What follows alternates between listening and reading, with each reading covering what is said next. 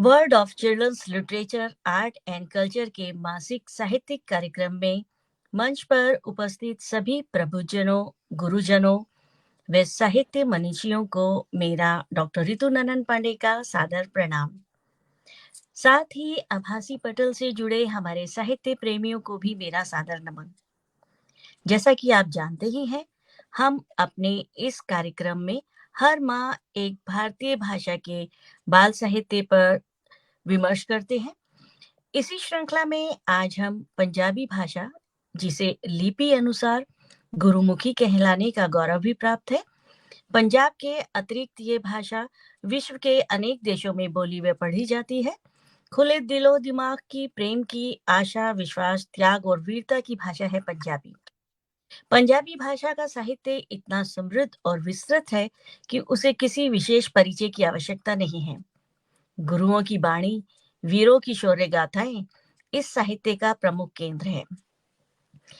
इसी साहित्य की एक और कड़ी, बाल साहित्य पर आज हम हमारे साहित्य मनीषियों से जानेंगे पंजाबी बाल साहित्य की विशेषताएं और चुनौतियां क्या है।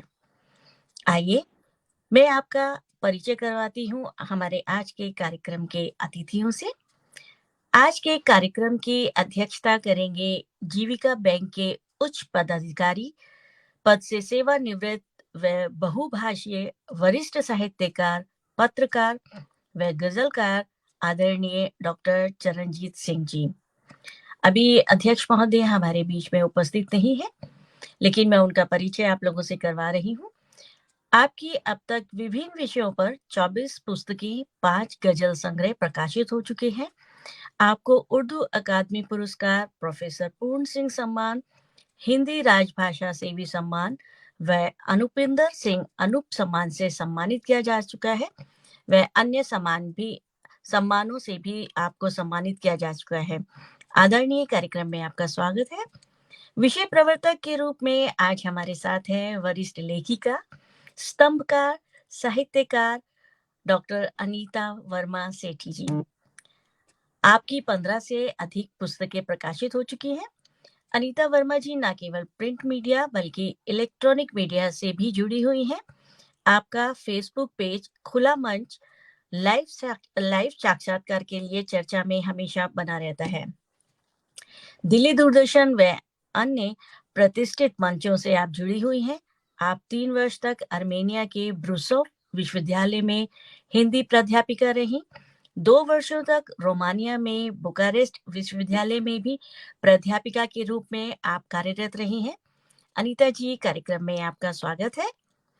विशिष्ट अतिथि के रूप में आज हमारे साथ साहित्य अकादमी दिल्ली द्वारा बाल साहित्य पुरस्कार से सम्मानित व पंजाब द्वारा शिरोमणि पंजाबी बाल साहित्य लेखक व पंजाब सरकार द्वारा स्टेट अवार्ड से सम्मानित आदरणीय दर्शन सिंह जी आशक उपस्थित है। आपकी अभी तक शताधिक से अधिक पुस्तकें विभिन्न विषयों पर प्रकाशित हो चुकी हैं, जिसमें 10 से अधिक बाल पुस्तकें हैं। आदरणीय, आपका कार्यक्रम में स्वागत है। विशिष्ट वक्ता के रूप में आज हमारे साथ प्रोफेसर डॉक्टर मनप्रीत कौर वालिया जी हैं। आप Guru Nanak college of arts, science and commerce Mumbai के हिंदी विभाग की विभागाध्यक्ष हैं। जल्द ही आप प्रोफेसर से कॉलेज की प्रिंसिपल का दायित्व संभालने वाली हैं। आपको पहले से शुभकामनाएं। आपके अंतर्गत बहुत से शोधकर्ताओं ने अपनी पीएचडी शोध पूरे किए हैं, एमफिल शोध पूरे किए हैं। आप महात्मा गांधी शिक्षा प्रतिभा सम्मान, शिक्षा रत्न सम्मान तमिलनाडु सरकार व असम सरकार द्वारा प्राप्त कर चुकी हैं। आपने YouTube द्वारा सभ्य भाषा सभ्य समाज का प्रचार प्रसार भी किया। अब तक आपकी विभिन्न विषयों पर अनेक पुस्तकें प्रकाशित हो चुकी हैं व पाठ्यक्रमों में लग चुकी हैं। प्रोफेसर मनमीत कौर वालिया जी, कार्यक्रम में आपका स्वागत है। मुख्य वक्ता के रूप में आज हमारे साथ जुड़ी हैं डॉक्टर राजवंत कौर पंजाबी। आप पंजाबी विश्वविद्यालय पटियाला में असिस्टेंट प्रोफेसर के पद पर कार्यरत हैं। आपके अनेक लेख पत्र पत्रिकाओं में प्रकाशित होते रहते हैं। आपकी 20 पुस्तकें भी प्रकाशित हो चुकी हैं। आपको पंजाब स्टेट सरकार से 2 बार स्टेट अवार्ड दिया जा चुका है। आपके द्वारा लिखित पुस्तक, जो कि पहली पुस्तक है, सेहरा और शिक्षा को सर्वोत्तम पुस्तक का पंजाब स्टेट द्वारा प्रथम पुरस्कार प्राप्त हुआ। इसके अतिरिक्त आपको अन्य कई सम्मानों से अलंकृत किया जा चुका है। आदरणीय, आपका कार्यक्रम में स्वागत है। वक्ता के रूप में आज हमारे साथ जुड़ी हैं रजवंत कौर प्रीत। आप एक लेखिका, कवियत्री, अनुवादिका, शिक्षा के रूप में साहित्य जगत में प्रसिद्ध है। आपके द्वारा लिखी गई कई कहानियां व रचनाएं दिल्ली की पाठ्यक्रम पुस्तकों में शामिल हैं। अब तक आपकी मसले नैना दे कहानी संग्रह, पुनर्जन्म काव्य संग्रह का अनुवाद व चारू वसंता हिंदी से पंजाबी अनुवाद प्रकाशित हो चुके हैं। कई पुस्तकें आपकी शीघ्र ही प्रकाशित होने वाली हैं। आप सबका कार्यक्रम में बहुत बहुत स्वागत है।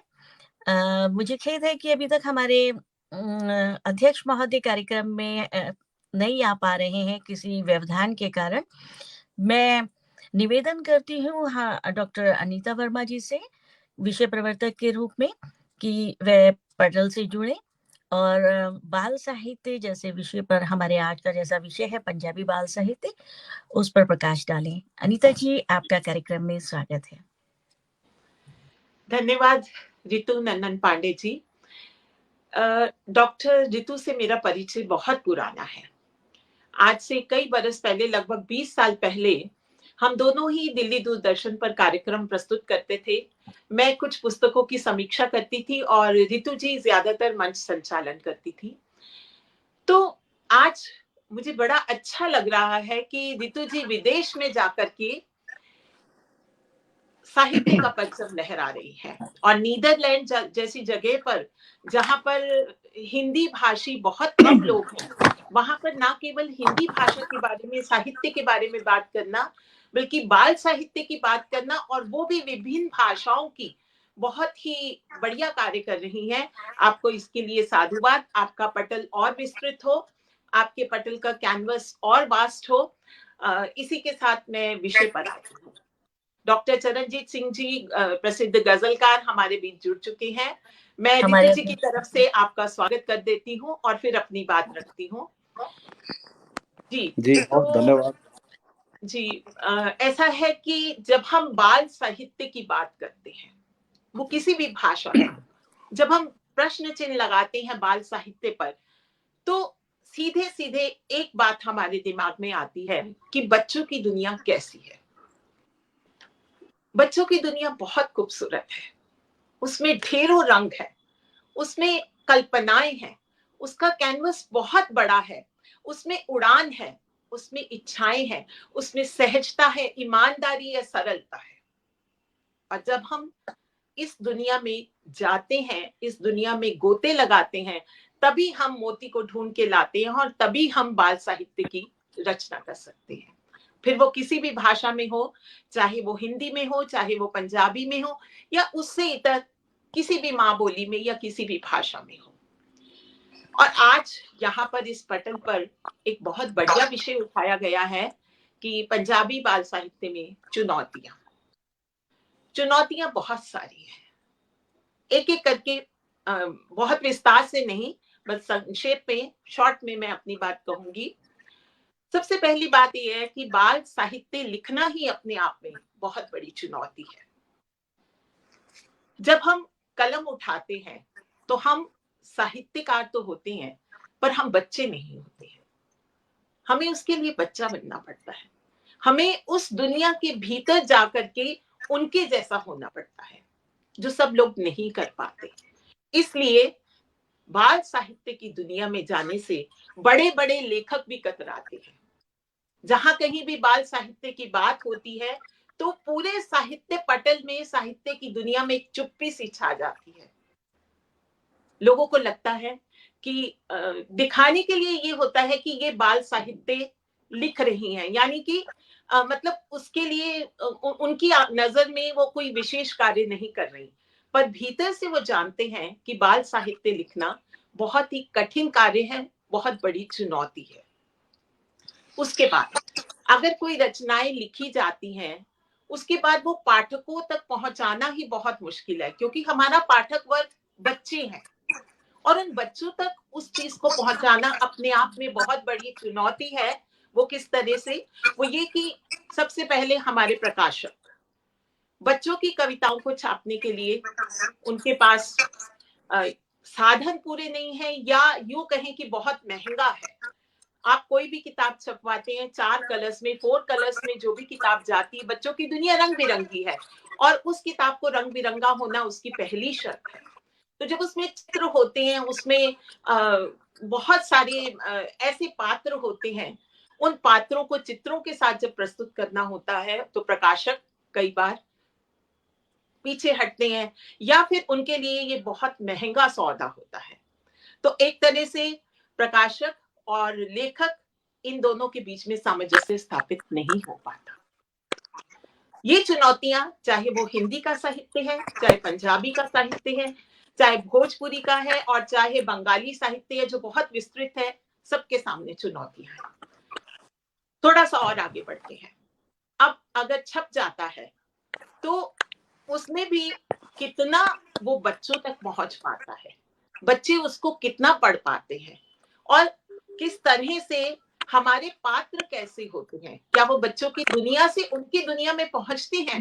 यहाँ मैं एक छोटा सा उदाहरण देती हूँ। आप सब लोग यहाँ पर सीनियर लोग बैठे हैं, और चूंकि विश्वविद्यालय से जुड़े हुए हैं, तो आप सबको याद होगा कि जब हम छोटे थे तो हम लोग कॉमिक्स के लिए आपस में लड़ाई करते थे। हमारे आसपास मोटू पतलू ये सब पात्र होते थे।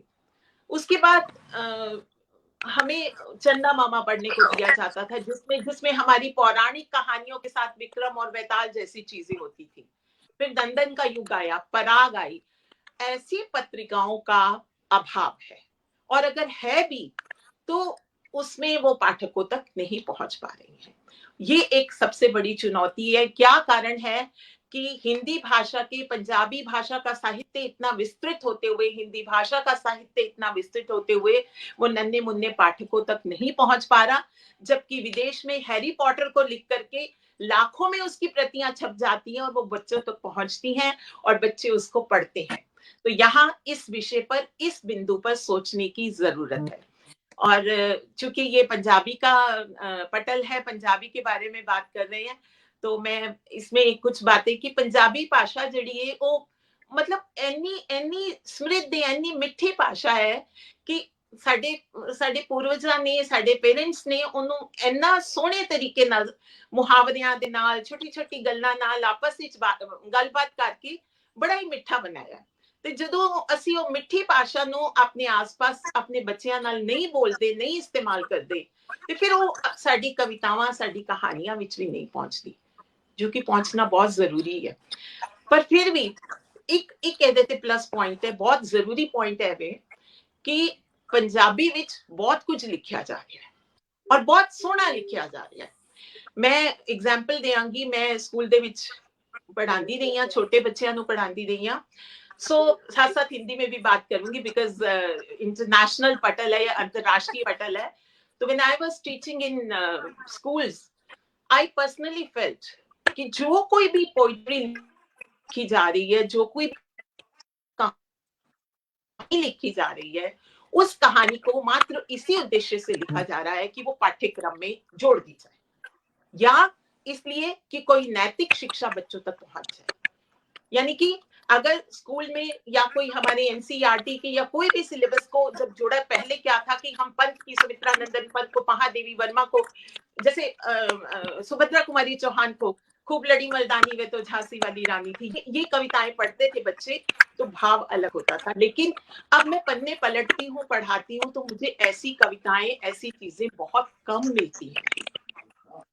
साहित्य, पाठ्यक्रम, इन दो चीजों को साथ जोड़ करके दुनिया को छोटा कर दिया गया है। बच्चों की दुनिया को, इतनी बड़ी दुनिया को एक जिसे कहते हैं ना कि एक संदूकची में, पंजाबी च कहंदे ने एक बक्से विच बंद किया जा रहा, ਉਹਦੇ ਚੋਂ ਨਿਕਲਣ ਦੀ ਜ਼ਰੂਰਤ ਹੈ।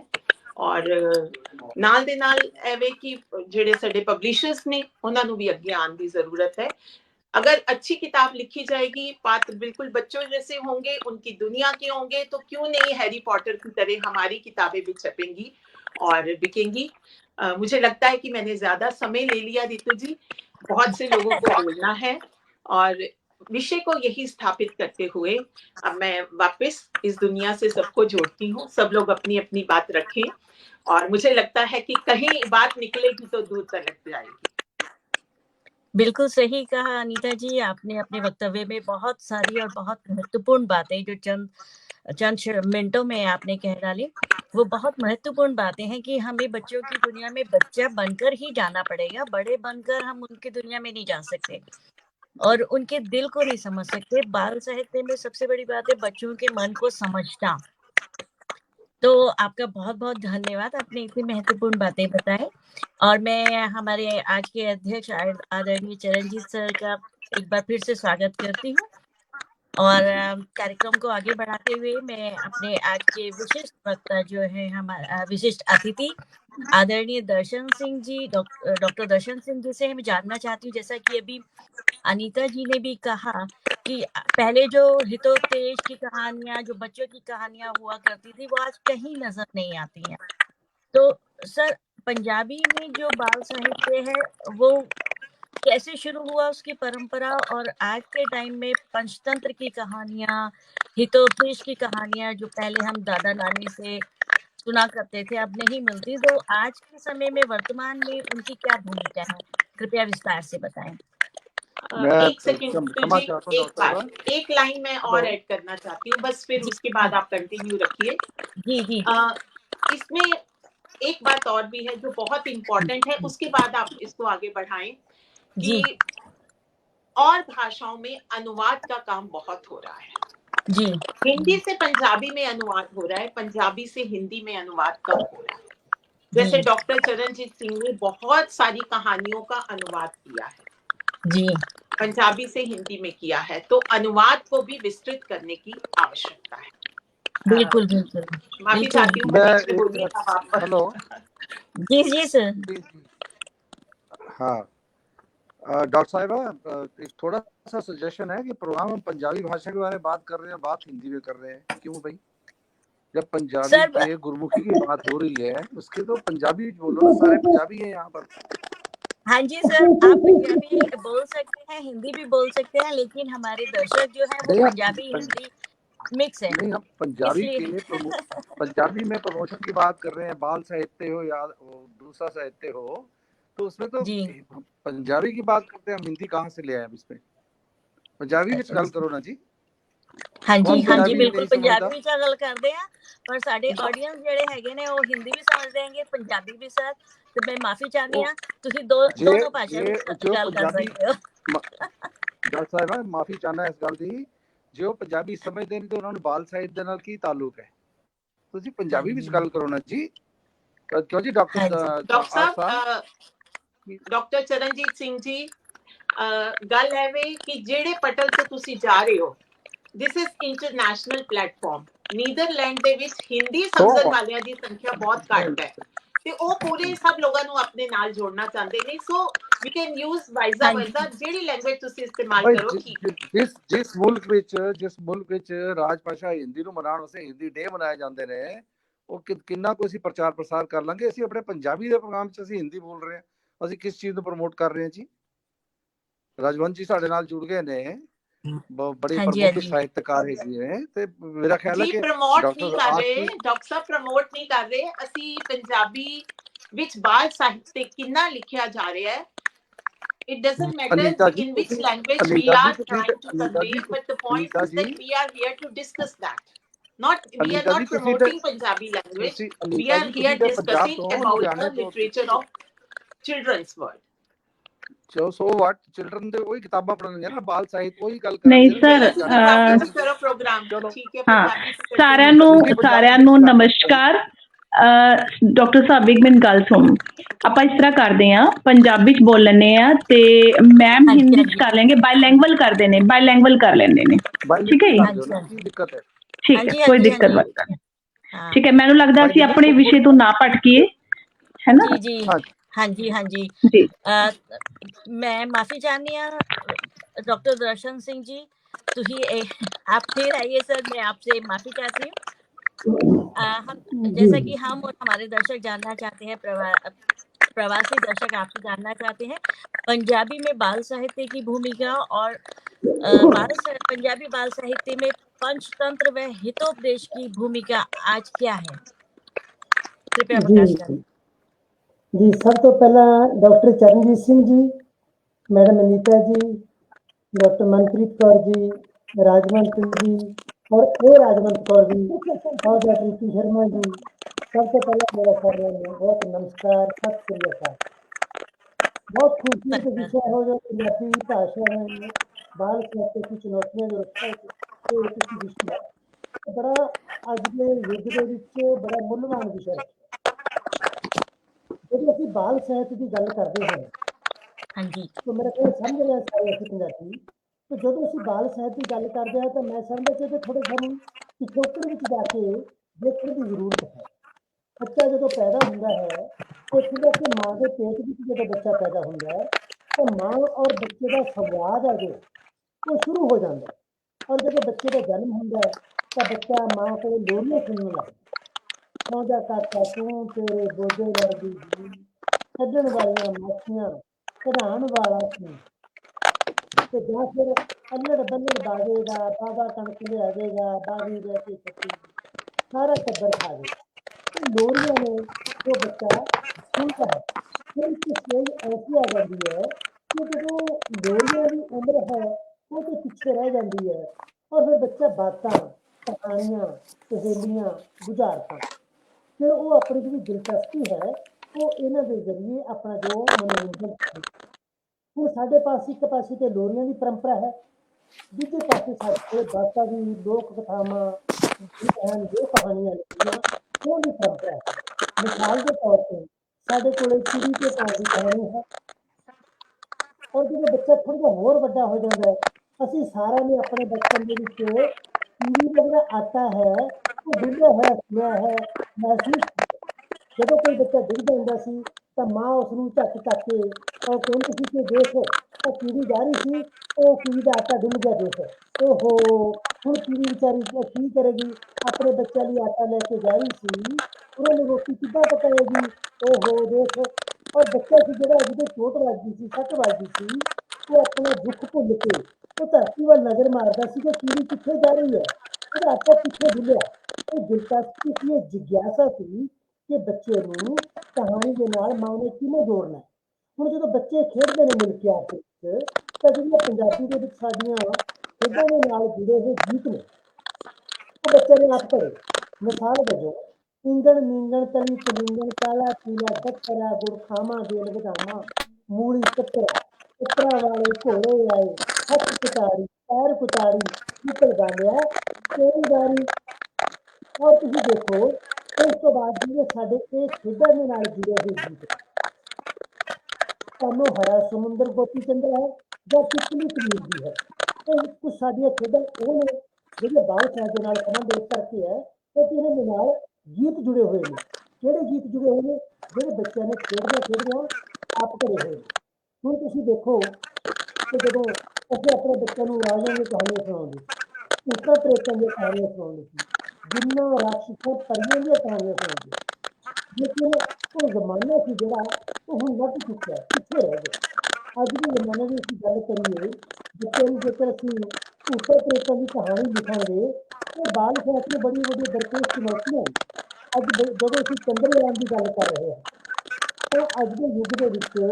भूतां प्रेतां जिन्ना राक्षसां की गल करनी ये कदाचित भी ठीक नहीं है क्योंकि दूजी गल एक ये है कि जदों बच्चा होर वड्डा हो जाता है तो खुद लिखण पढ़न लग जाता जदों अंग्रेज पंजाब के उपर काबू होंदे ने तो छापाखाना साडे कोल आउंदा तो उस तो पहलां बच्चों के जिहड़े रसाले सी जदों बच्चा पढ़न लगदा सी तो ਉਹਦੇ ਲਈ उर्दू ਦੇ ਵਿੱਚ रसाले सी ਜਿਹੜੇ ਉਹ ਛਪਦੇ ਸੀ ਉਹਨਾਂ ਦੇ ਵਿੱਚੋਂ ਹੋਣਹਾਰ ਸੀ ਦਿਨਚਾ ਸੀ ਗੁੜੀਆ ਸੀ और उस तरह के खिलौना सी तो उर्दू के बच्चों के पत्रिकावां सी लेकिन पंजाबी के विच पहला रसाला डॉक्टर चरणजीत सिंह जी रखे में जानते हैं 1928 के विच मोतिया नाम का रसाला सी ਜਿਹੜਾ ਛਪਿਆ ਅੰਮ੍ਰਿਤਸਰ ਤੋਂ ਛਪਣਾ ਸ਼ੁਰੂ ਹੋਇਆ ਸੀ ਦਿੱਲੀ ਤੋਂ ਇੱਕ ਚੀਤਨ ਨਾਮ ਦੇ ਮੈਗਜ਼ੀਨ ਛਪਦਾ ਸੀ तो लाल सिंह नारंग ਤੇ ਗੁਰਬਖਸ਼ ਸਿੰਘ ਨਾਰੰਗ ਹੋਰਾਂ ਨੇ ਬੱਚਿਆਂ ਦਾ ਪਹਿਲਾ ਰਸਾਲਾ ਕੱਢਿਆ ਉਸ ਤੋਂ ਬਾਅਦ ਬੱਚਿਆਂ ਨੇ ਇੱਕ ਹੋਰ ਰਸਾਲਾ ਆਇਆ ਜਿਹਦਾ ਨਾਂ ਸੀ ਬਾਲਕ।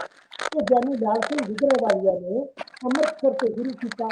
ਉਸ ਤੋਂ ਬਾਅਦ ਗੁਰਬਖਸ਼ ਪ੍ਰੀਤਮ ਨੇ ਬੱਚਿਆਂ ਨੇ ਇੱਕ ਹੋਰ ਰਸਾਲਾ ਸ਼ੁਰੂ ਕੀਤਾ ਜਿਹਦਾ ਨਾਂ ਸੀ ਬਾਲ ਸੰਦੇਸ਼। ਬਾਲ ਸੰਦੇਸ਼ ਪੰਜਾਬੀ ਦੇ ਵਿੱਚ 50 ਸਾਲ ਤੱਕ ਚੱਲਿਆ। ਉਸ ਤੋਂ ਬਾਅਦ ਉਹ ਬੰਦ ਹੋ ਗਿਆ। ਔਰ ਇਸੇ ਦੌਰਾਨ ਸਾਡੇ ਕੋਲ ਬੱਚਿਆਂ ਦੇ ਬੀਬਾ ਰਾਣਾ ਰਸਾਲਾ ਸੀ, ਗਿਆਨੀ ਧਨਵੰਤ ਸਿੰਘ ਸੀਤਲ ਅੰਮ੍ਰਿਤਸਰ ਤੋਂ ਕੱਢਦੇ ਸੀ। ਔਰ ਸਾਡੇ ਕੋਲ ਇੱਕ ਬਾਲ ਦਰਬਾਰ ਬੱਚਿਆਂ ਦਾ ਰਸਾਲਾ ਸੀ, ਇਸ ਨੂੰ ਲਾਹੌਰ ਬੁੱਕ ਛਾਪ ਵਾਲੇ ਲੁਧਿਆਣਾ ਤੋਂ ਕੱਢਦੇ ਸੀ। ਤੇ ਮੇਰਾ ਕਹਿਣ ਦਾ ਮਤਲਬ ਸਾਡੇ ਕੋਲ ਇੱਕ ਤਰ੍ਹਾਂ ਪਰੰਪਰਾ ਇਹ ਹੈ। ਔਰ ਦੂਜੀ ਗੱਲ ਇਹ ਹੈ ਕਿ ਜਦੋਂ ਅਸੀਂ ਇਹ ਗੱਲ ਕਹਿੰਦੇ ਕਿ ਸਾਡੇ ਬੱਚਿਆਂ ਵਾਸਤੇ ਲਿਖਤੀ ਰੂਪ ਦੇ ਵਿੱਚ ਬਾਲ ਸਾਹਿਤ ਕਦੋਂ ਆਉਣਾ, ਸਾਡੇ ਬੱਚਿਆਂ ਨੂੰ ਪਹਿਲਾਂ ਅਸੀਂ ਪੰਚਤੰਤਰ ਦੀਆਂ, ਜਿਵੇਂ ਰਿਤੂ ਦੀ ਤੁਸੀਂ ਗੱਲ ਵੀ ਕੀਤੀ ਹੈ ਕਿ ਪੰਚਤੰਤਰ ਦੀਆਂ ਈਸਟ ਦੀਆਂ ਹਿਤਕ ਦੀਆਂ ਕਹਾਣੀਆਂ ਅਸੀਂ ਪੜ੍ਹਦੇ ਆਏ ਹਾਂ, ਸੁਣਦੇ ਆਏ ਹਾਂ। ਲੇਕਿਨ ਮਿਸਾਲ ਦੇ ਤੌਰ ਤੇ ਪੰਚਤੰਤਰ ਹੈ, 5 ਖੰਡਾਂ ਦੇ ਵਿੱਚ ਲਿਖਿਆ ਹੋਇਆ ਕਹਾਣੀ ਸੰਗ੍ਰਹਿ ਹੈ।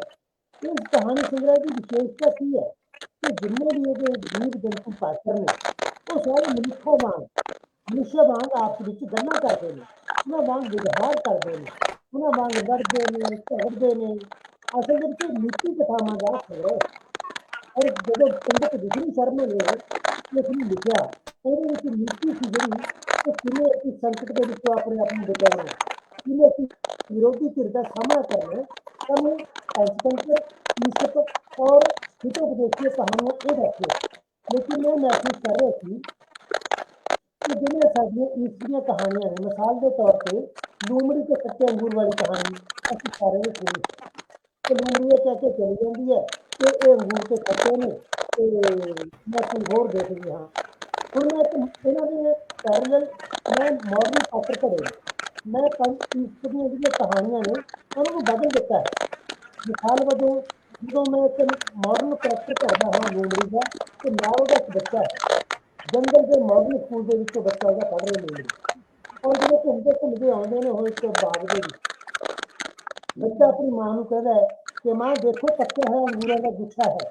ਤਾਂ ਲੂੰਬੜੀ ਨੂੰ ਆਪਣੀ ਨਾਨੀ ਯਾਦ ਆ ਜਾਂਦੀ ਹੈ ਕਿ ਮੇਰੀ ਨਾਨੀ ਉਹ ਅੰਗੂਰਾਂ ਦਾ ਗੁੱਛਾ ਨਹੀਂ ਤੋੜ ਸਕੀ ਸੀ, ਤੇ ਮੇਰੇ ਲਈ ਵੀ ਖੱਟੇ ਨੇ। ਉਹ ਆਪਣੇ ਬੱਚੇ ਨੂੰ ਕਹਿੰਦੀ ਹੈ ਕਿ ਬੇਟਾ ਆਪਣੇ ਜੰਗਲ ਦੇ ਵਿੱਚ ਬਹੁਤ ਵੱਡਾ ਮਾਹੌਲ ਖੁੱਲਿਆ ਹੈ, ਉੱਥੇ ਤੂੰ ਜੋ ਕਹੇਗਾ ਪੀਜ਼ਾ, ਬਰਗਰ, ਇਡਲੀ, ਡੋਸਾ ਜੋ ਤੂੰ ਕਹੇਗਾ ਮੈਂ ਤੈਨੂੰ ਖਵਾਵਾਂਗੀ। ਲੇਕਿਨ ਬੱਚਾ ਮਾਡਰਨ ਸੋਚ ਦਾ ਪ੍ਰਤੀਕ ਹੈ। ਉਹ ਕਹਿੰਦੇ ਨਹੀਂ ਮਾਂ, ਤੁਸੀਂ ਗਲਤ ਬੋਲ ਰਹੇ ਹੋ, ਝੂਠ ਬੋਲ ਰਹੇ ਹੋ, ਤੁਸੀਂ ਇਸ ਤਰ੍ਹਾਂ ਕਰੋ ਹੇਠਾਂ ਬੈਠੋ। ਲੂੰਬੜੀ ਉਹਦੀ ਜ਼ਿੱਦ ਕਰਕੇ ਉਹਦਾ ਆਖਾ ਮੰਨ ਕੇ ਹੇਠਾਂ ਬੈਠਦੀ ਹੈ। ਔਰ ਫਿਰ ਆਪਣੀ ਮਾਂ ਨੂੰ ਕਹਿੰਦਾ ਮਾਂ ਹੁਣ ਤੁਸੀਂ ਖੜੇ ਹੋ ਜਾਓ। ਜਦੋਂ ਮਾਂ ਲੂੰਬੜੀ ਖੜੀ ਹੁੰਦੀ ਹੈ ਤਾਂ ਉਹਦਾ ਬੱਚਾ ਉਹਦੇ ਮੋਢੇ ਤੇ ਖੜਾ ਹੋ ਜਾਂਦਾ ਹੈ, ਫਿਰ ਅੰਗੂਰਾਂ ਦੇ ਪੱਕੇ ਹੋਏ ਗੁੱਛੇ ਨੂੰ ਹੱਥ ਪਾ ਕੇ ਤੋੜ ਲੈਂਦਾ, ਔਰ ਗੁੱਛਾ ਆਪਣੀ ਮਾਂ ਦੇ ਮੂੰਹ ਵਿੱਚ ਪਾਉਂਦਾ ਹੋਇਆ ਬੋਲਦਾ ਹੈ ਕਿ ਮਾਂ ਇਹ ਅੰਗੂਰ ਖੱਟੇ ਨੇ ਜਾਂ ਮਿੱਠੇ ਨੇ। ਉਹ ਫਿਰ ਲੂੰਬੜੀ ਮਾਂ ਕਹਿੰਦੀ ਹੈ ਕਿ ਬੇਟਾ ਤੇਰੇ ਨਾਨੀ ਜੀ ਲਈ ਵੀ ਮੇਰੇ ਲਈ ਵੀ ਇਹ ਅੰਗੂਰ ਖੱਟੇ ਸਨ, ਪਰ ਤੇਰੀ ਪੋਜ਼ਿਟਿਵ ਸੋਚ ਨੇ, ਤੇਰੀ ਕੰਮ ਕਰਨ ਦੀ ਇੱਛਾ ਸ਼ਕਤੀ ਨੇ, ਔਰ ਤੇਰੀ ਚੀਜ਼ ਨੂੰ ਪ੍ਰਾਪਤ ਕਰਨ ਦੀ ਸ਼ਕਤੀ ਨੇ ਉਹ ਖੱਟੇ ਅੰਗੂਰਾਂ ਨੂੰ ਮਿੱਠੇ ਬਣਾ ਦਿੱਤਾ ਹੈ। ਕਹਾਣੀ ਇਸ ਤਰ੍ਹਾਂ ਦੀ ਹੋਰ ਅੱਗੇ ਚੱਲਦੀ ਹੈ। ਮਿਸਾਲ ਦੇ ਤੌਰ ਤੇ ਸਾਡੇ ਕੋਲ ਕਹਾਣੀ ਹੈ ਬਘਿਆੜ ਤੇ ਲੇਲੇ ਦੀ। ਪਿਛਲਾ ਜਿਹੜਾ ਬਘਿਆੜ ਤੇ ਲੇਲਾ ਸੀ, ਉਹ ਉਸ ਲੇਲੇ ਨੂੰ ਇਸ ਕਰਕੇ ਸ਼ਿਕਾਰ ਕਰਕੇ ਖਾ ਜਾਂਦਾ ਸੀ, ਜਿਹੜਾ ਮਾਸੂਮ ਲੇਲਾ ਸੀ। ਔਰ ਕਹਿੰਦਾ ਸੀ ਕਿ ਤੂੰ ਪਾਣੀ ਜੂਠਾ ਕਰ ਰਿਹਾ ਜਦੋਂ ਨਦੀ ਤੇ ਪਾਣੀ ਪੀਣਾ ਆਉਂਦਾ ਹੈ।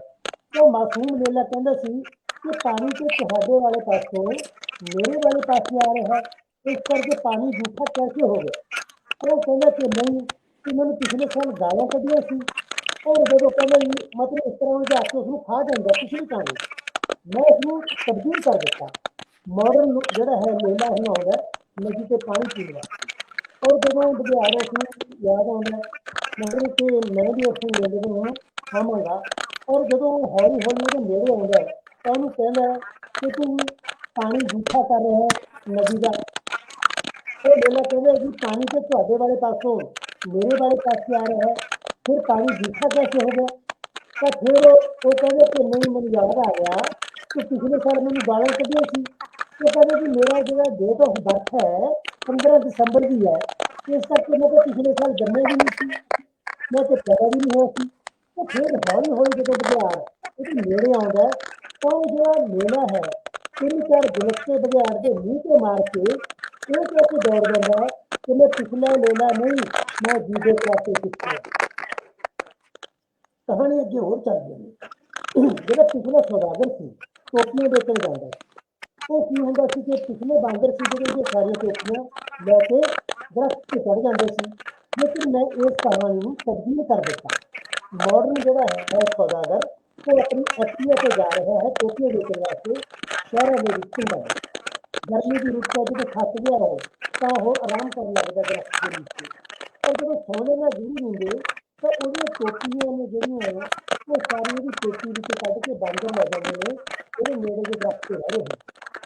ਤਾਂ ਸੌਦਾਗਰ ਨੂੰ ਯਾਦ ਆਉਂਦਾ ਹੈ ਆਪਣੇ ਪਿਤਾ ਜੀ, ਤੇ ਕਿਉਂਕਿ ਬਾਂਦਰ ਨਕਲ 'ਚ ਹੀ ਹੁੰਦੇ ਨੇ, ਤੇ ਉਹਨੂੰ ਯਾਦ ਆਉਂਦਾ ਕਿ ਇਹਨਾਂ ਕੋਲੋਂ ਟੋਪੀਆਂ ਕਿਹਨੇ ਲਈਆਂ ਸੀ ਮੇਰੇ ਪਿਤਾ ਜੀ। ਉਹ ਆਪਣੀ ਟੋਪੀ ਹੈ ਜਿਹੜੀ, ਉਹ ਲਾ ਕੇ ਵਗਾ ਕੇ ਮਾਰਦਾ ਹੈ, ਔਰ ਇਹਨੂੰ ਆਸ ਹੁੰਦੀ ਹੈ ਕਿ ਸਾਰੇ ਬਾਂਦਰ ਏਦਾਂ ਕਰਨਗੇ, ਟੋਪੀਆਂ ਨੀਚੇ ਸੁੱਟਣਗੇ ਤੇ ਮੈਂ ਸਾਰੀਆਂ ਕਲੈਕਟ ਕਰਕੇ ਇਕੱਠੀਆਂ ਕਰਕੇ ਟੋਪੀਆਂ ਲੈ ਜਾਵਾਂਗਾ। ਜਦੋਂ ਟੋਪੀ ਵਗਾ ਕੇ ਮਾਰਦਾ, ਬਾਂਦਰ ਦਾ ਬੱਚਾ ਛਲਾਂਗ ਮਾਰਦਾ ਨੀਚੇ, ਪਰ ਉਹਦੀ ਉਹ ਟੋਪੀ ਵੀ ਚੁੱਕ ਕੇ ਦਰਖਤ ਤੇ ਜਾ ਚੜ੍ਹਦਾ ਹੈ। ਔਰ ਦੂਜਾ ਬਾਂਦਰ ਦੇ ਬੱਚੇ ਨੇ ਕਿਹਾ ਕਿ ਜਿਹੜਾ ਮਨੁੱਖ ਹੈ ਉਹ ਬੜਾ ਚਲਾਕ ਹੈ, ਬੜਾ ਸ਼ਾਤਰ ਹੈ। ਬਾਂਦਰ ਦੇ ਬੱਚੇ ਨੇ ਕਿ ਮੈਨੂੰ ਮੇਰੇ ਮਾਤਾ ਪਿਤਾ ਨੇ ਸਮਝਾ ਦਿੱਤਾ ਹੈ ਕਿ ਇਸ ਤੋਂ ਬਚ ਕੇ ਰਹਿਣਾ। ਇਸ ਤਰ੍ਹਾਂ ਕਹਾਣੀ ਪਿਆਸੇ ਕਾਂ ਦੀ ਸੁਣ ਲਿਖੋ ਜੀ। ਪਿਆਸਾ ਕਾਂ ਹੈ ਜਿਹੜਾ, ਉਹ ਪਿਛਲੀ ਵਾਰੀ ਘੜੇ ਦੇ ਵਿੱਚ ਕੰਕਰ ਪਾ ਕੇ ਜਿਹੜੀ ਸੀ ਕਹਿੰਦਾ ਸੀ ਕਿ ਪਾਣੀ ਦਾ ਜਿਹੜਾ ਲੈਵਲ ਹੈ ਉਹ ਉੱਪਰ ਆ ਜਾਂਦਾ ਸੀ, ਔਰ ਪਿਆਸ ਬੁਝਾ ਕੇ ਉਹ ਉੱਡ ਜਾਂਦਾ ਸੀ। ਹੁਣ ਜਿਹੜਾ ਮਾਡਰਨ ਕਾਂ ਹੈ, ਇਸ ਵੇਲੇ ਜਦੋਂ ਦੇਖਦਾ ਹੈ ਕਿ ਇਸ ਸੁਰਾਹੀ ਦੇ ਵਿੱਚ ਪਾਣੀ ਪਿਆ, ਲੇਕਿਨ ਉਹਦੀ ਚੰਗੀ ਸੁਰਾਹੀ ਵਿੱਚ ਕਿੱਦਾਂ ਜਾਏਗੀ। ਉਹਨੂੰ ਯਾਦ ਆਉਂਦਾ ਕਿ ਜਦੋਂ ਉੱਡਦਾ ਆ ਰਿਹਾ ਸੀ ਤਾਂ ਪਿੱਛੇ ਜੇ ਕਿਉਂਕਿ ਕੋਲਡ ਸਟੋਰ ਵਾਲੀ ਜਿਹੜੀ ਦੁਕਾਨ ਸੀ, ਉਹਦੇ ਬਾਹਰ ਇੱਕ ਪਾਈਪ ਪਈ ਸੀ। ਉਹ ਜਾਂਦਾ, ਉਹ ਪਾਈਪ ਚੁੱਕ ਕੇ ਲੈ ਕੇ ਆਉਂਦਾ, ਸੁਰਾਹੀ ਦੇ ਵਿੱਚ ਉਹ ਪਾਈਪ ਪਾਉਂਦਾ, ਆਪਣੀ ਜਿਹੜਾ ਪਾਣੀ ਪੀ ਕੇ, ਆਪਣੀ ਪਿਆਸ ਬੁਝਾ ਕੇ, ਆਪਣੀ ਖੇਡ ਜਾ ਕੇ ਉੱਡ ਜਾਂਦਾ। ਔਰ ਇਸ ਤਰ੍ਹਾਂ ਦੀਆਂ ਜਿਹੜੀਆਂ ਕਹਾਣੀਆਂ ਨੇ, ਜਦੋਂ ਹੁਣ ਲੱਕੜਹਾਰੇ ਵਾਲੀ ਕਹਾਣੀ ਹੈ, ਜਦੋਂ ਸੋਨੇ ਦਾ ਚਾਂਦੀ ਦੀ ਜਿਹੜੀ ਹੈਗੀ ਹੈ ਕੁਹਾੜੀ ਜਿਹੜੀ ਹੈ, ਉਹ ਪਹਿਲਾਂ ਸੀ ਜਿਹੜਾ ਇਮਾਨਦਾਰੀ ਕਰਕੇ ਉਹਨੂੰ ਕਿੰਨੇ ਕੁਹਾੜੀਆਂ ਦੇ ਦਿੰਦਾ ਸੀ। ਲੇਕਿਨ ਜਿਹੜਾ ਉਹ ਲੱਕੜਹਾਰਾ ਹੈ ਅੱਜ ਕੱਲ੍ਹ ਦਾ, ਉਹ ਬੜਾ ਚਲਾਕ ਹੋ ਗਿਆ। ਉਹ ਹੁਣ ਕੀ ਕਹਿੰਦੇ ਉਸਨੂੰ ਕਿ ਜੀ ਉਹ ਅਸਲ ਦੇ ਵਿੱਚ ਹੈ ਤੇ ਫਿਰ ਵੀ ਵੱਡੇ ਦੇ ਨਾਲ ਜੁੜੀ ਹੋਈ ਗੱਲ ਹੈ। ਉਹ ਕੀ ਕਰਦਾ ਕਿ ਹੈ ਮਜ਼ਾਕੀਆ ਵਾਲੀ ਗੱਲ, ਉਹ ਜਾਂਦਾ ਆਪਣੀ ਪਤਨੀ ਦੇ ਨਾਲ ਨਦੀ ਦੇ ਵਿੱਚ, ਉਹ ਇੱਕ ਤਰ੍ਹਾਂ ਦਾ ਉਸਨੂੰ ਧੱਕਾ ਦੇ ਦਿੰਦਾ ਤੇ ਉਹਨੂੰ ਯਾਦ ਆਉਂਦਾ ਕਿ ਇਸ ਨਦੀ ਦੇ ਵਿੱਚ ਦੇਵਤਾ ਰਹਿੰਦੇ ਨੇ, ਔਰ ਦੇਵਤਾ ਜੀ ਆਉਣਗੇ ਤੇ ਮੈਨੂੰ ਪੁੱਛਣਗੇ ਕਿ ਤੇਰੀ ਪਤਨੀ ਨਦੀ ਦੇ ਵਿੱਚ ਜਿਹੜੀ ਡੁੱਬ ਪਈ ਹੈ, ਉਹ ਪਹਿਲਾਂ ਕੀ ਕਰਦੇ ਨੇ, ਪਹਿਲਾਂ ਉਹ ਇੱਕ ਬਹੁਤ ਖੂਬਸੂਰਤ ਜਿਹੜੀ ਹੈ ਲੇਡੀ, ਉਹਨੂੰ ਲੈ ਕੇ ਆਉਂਦੇ ਨੇ। ਤਾਂ ਉਹ ਪੁੱਛਦੇ ਨੇ ਵੀ ਇਹ ਤੇਰੀ ਪਤਨੀ ਹੈ, ਉਹ ਕਹਿੰਦੇ ਵੀ ਹਾਂਜੀ ਇਹ ਮੇਰੀ ਪਤਨੀ ਹੈ। ਤੇ ਜਿਹੜਾ ਫਿਰ ਇੱਕ ਹੋਰ ਲੈ ਕੇ ਆਉਂਦੇ ਨੇ, ਫਿਰ ਜਿਹੜਾ ਹੈ ਉਹਨੂੰ ਅਸਲੀ ਪਤਨੀ ਉਹ ਲੈ ਕੇ ਆਉਂਦੇ। ਉਹ ਉਹਨੂੰ ਕਹਿੰਦੇ ਵੀ ਤੇਰੀ ਕਿਹੜੀ ਪਤਨੀ ਹੈ, ਉਹ ਪਹਿਲੀ ਪਤਨੀ ਬਾਰੇ ਇਸ਼ਾਰਾ ਕਰਦਾ ਕਿ ਮੇਰੀ ਆਹੀ ਪਤਨੀ ਹੈ। ਦੇਵਤਾ ਉਸ ਤੋਂ ਨਾਰਾਜ਼ ਹੋ ਜਾਂਦਾ ਕਿ ਤੂੰ ਝੂਠ ਬੋਲਿਆ। ਪਹਿਲੇ ਜਿਹੜੇ ਲੱਕੜਹਾਰੇ ਸੀ ਬੜੇ ਇਮਾਨਦਾਰ ਹੁੰਦੇ ਸੀ, ਪਹਿਲਾਂ ਜਿਹੜੇ ਲੋਕ ਸੀ ਬੜੇ ਇਮਾਨਦਾਰ ਹੁੰਦੇ ਸੀ, ਲੇਕਿਨ ਤੂੰ ਛਲ ਕਪਟ ਔਰ ਝੂਠ ਬੋਲਿਆ, ਕਿਉਂ ਤੈਨੂੰ ਮੈਂ ਇਹ ਸਜ਼ਾ ਦੇਵਾਂਗਾ ਕਿ ਤੂੰ ਇੱਥੋਂ ਮੇਰੇ ਕੋਲ ਚਲੇਗਾ ਤੇ ਮੁੜ ਕੇ ਮੇਰੇ ਕੋਲ ਕਦੇ ਨਹੀਂ ਆਇਆ। ਜੇਕਰ ਤੂੰ ਆਇਆ ਤਾਂ ਤੈਨੂੰ ਮੈਂ ਸਜ਼ਾ ਦੇਵਾਂਗਾ। ਮੇਰਾ ਕਹਿਣ ਦਾ ਮਤਲਬ ਇਹ ਹੈ ਕਿ ਪੰਚਤੰਤਰ, ਈਸਟ ਔਰ ਹਿਤੋਪਦੇਸ਼ ਦੀਆਂ ਕਹਾਣੀਆਂ ਨੇ, ਜੇਕਰ ਅਸੀਂ ਉਹਨਾਂ ਨੂੰ ਨਵੇਂ ਯੁੱਗ ਦੇ ਮੁਤਾਬਕ ਚੇਂਜ ਨਹੀਂ ਕਰਾਂਗੇ, ਤਬਦੀਲ ਨਹੀਂ ਕਰਾਂਗੇ, ਤਾਂ ਅਸੀਂ ਪਿਛਾਂਹ ਰਹਿ ਜਾਵਾਂਗੇ ਬਹੁਤ। ਜਿਸ ਤਰ੍ਹਾਂ ਮੈਨੂਅਲ ਟਾਈਪਰਾਈਟਰ ਸਿੱਖਣ ਵਾਲਾ ਜਿਹੜਾ ਹੈ, ਜਿਹਨੇ ਨਾਲ ਸਿੱਖੀ ਹੋਈ ਹੈ, ਜੇਕਰ ਉਹ ਕੰਪਿਊਟਰ ਨਹੀਂ ਸਿੱਖੇਗਾ ਤਾਂ ਉਸਨੂੰ ਸੋਸ਼ਲ ਮੀਡੀਆ ਨਾਲ ਨਹੀਂ ਜੁੜ ਸਕੇਗਾ, ਜੇਕਰ ਉਹ ਆਪਣੇ ਮੋਬਾਈਲ ਨਾਲ ਹੀ ਜੁੜੇਗਾ।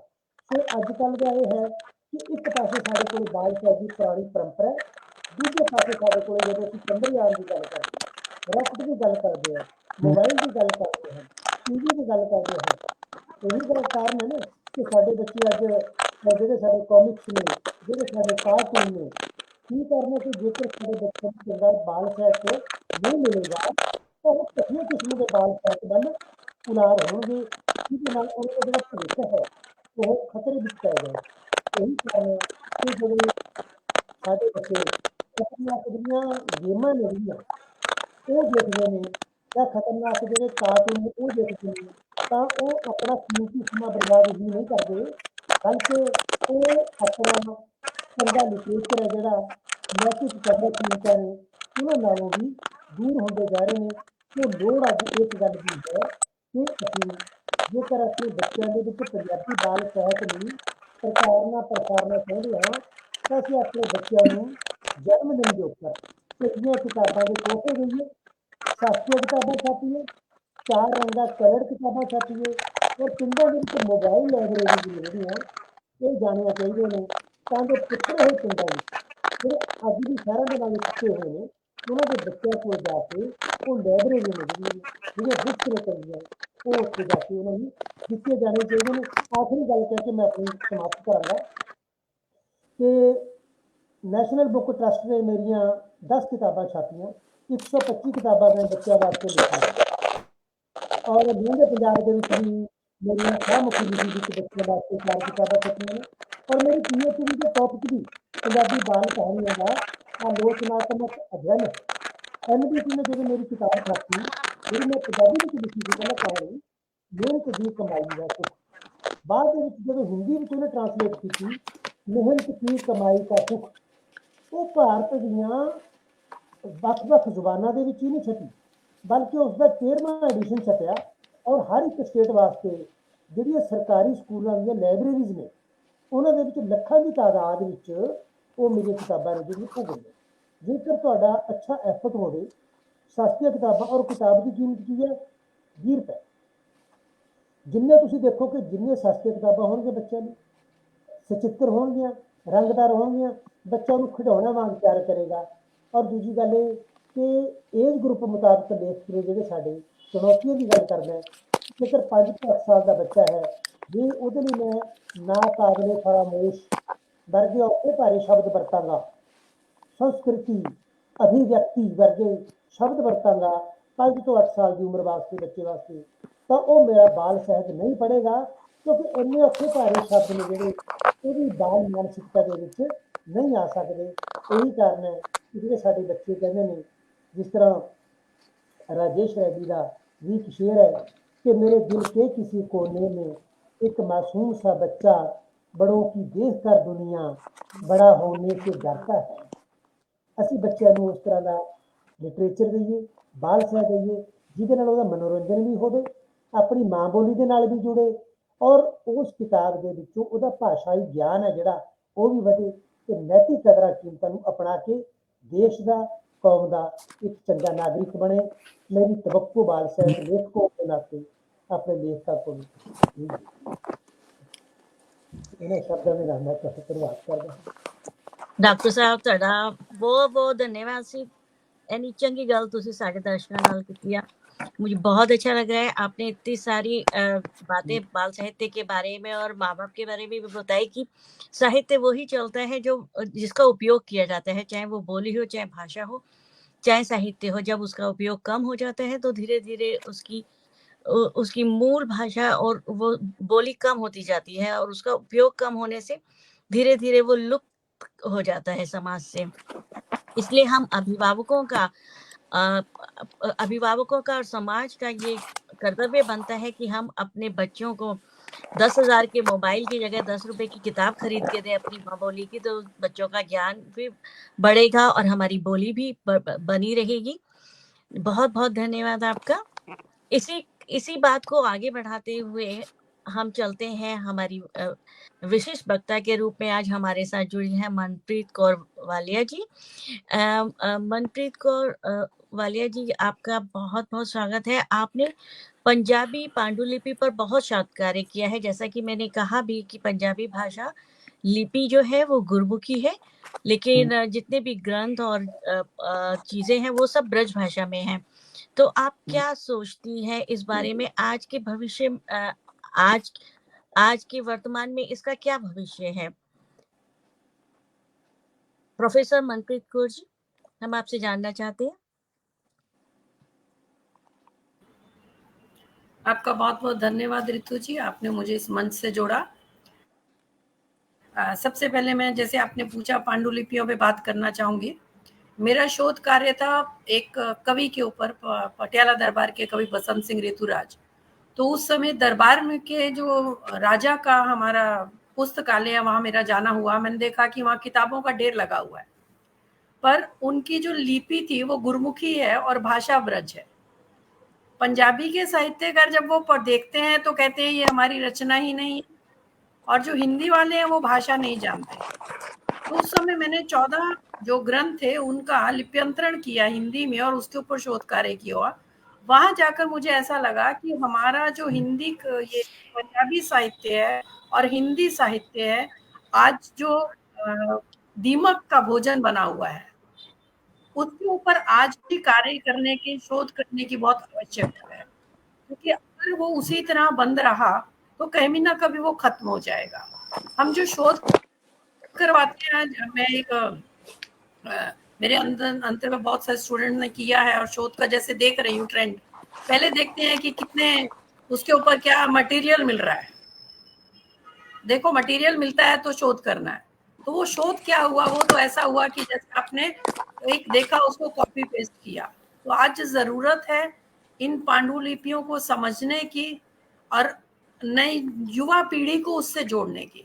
अगर उससे जोड़ेंगे तो हमारा बहुत सारा पंजाबी का साहित्य जो दीमक का भोजन बन रहा है अलग अलग पुस्तकालयों में, आप पुराने पुस्तकालय पंजाबी यूनिवर्सिटी का देखिए, आप पटियाला का देखिए या राजा के दरबार का देखिए, बहुत सारा साहित्य वहां पे अभी भी दीमक का भोजन बन रहा है। तो वहां पर शोध कार्य अगर हम करेंगे तो मुझे विश्वास है कि उसमें बाल साहित्य भी बहुत कुछ हमें मिल जाएगा। तो पांडुलिपियों पर कार्य करने की आवश्यकता है और युवा वर्ग को उससे जोड़ने की आवश्यकता है ताकि आगे ये कार्य चलता रहे। जब हम बाल साहित्य की बात करते हैं, जैसे अनीता मैडम ने कहा था, मैं उसको थोड़ा आगे बढ़ाना चाहूंगी कि अंग्रेजी में हमें इतना अच्छा और इतना प्रसिद्ध साहित्य क्यों मिल रहा है? क्योंकि इंग्लैंड, अमेरिका और रूस जैसे जो विकसित देश हैं वो अपनी नई पीढ़ी की मानसिक विकास के लिए शुरू से ही सजग है।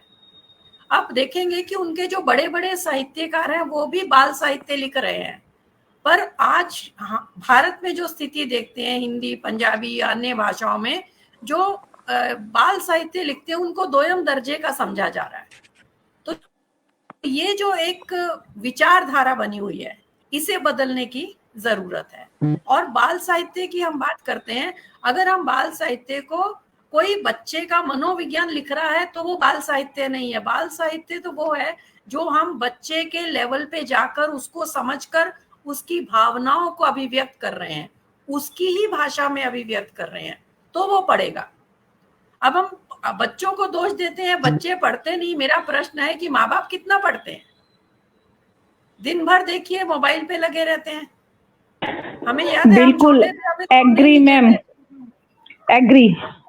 हमें सोने नहीं देते थे कि जब तक तुम एक किताब ये पढ़ोगे नहीं, कहानी खत्म नहीं करोगे, सोएगे नहीं तुम।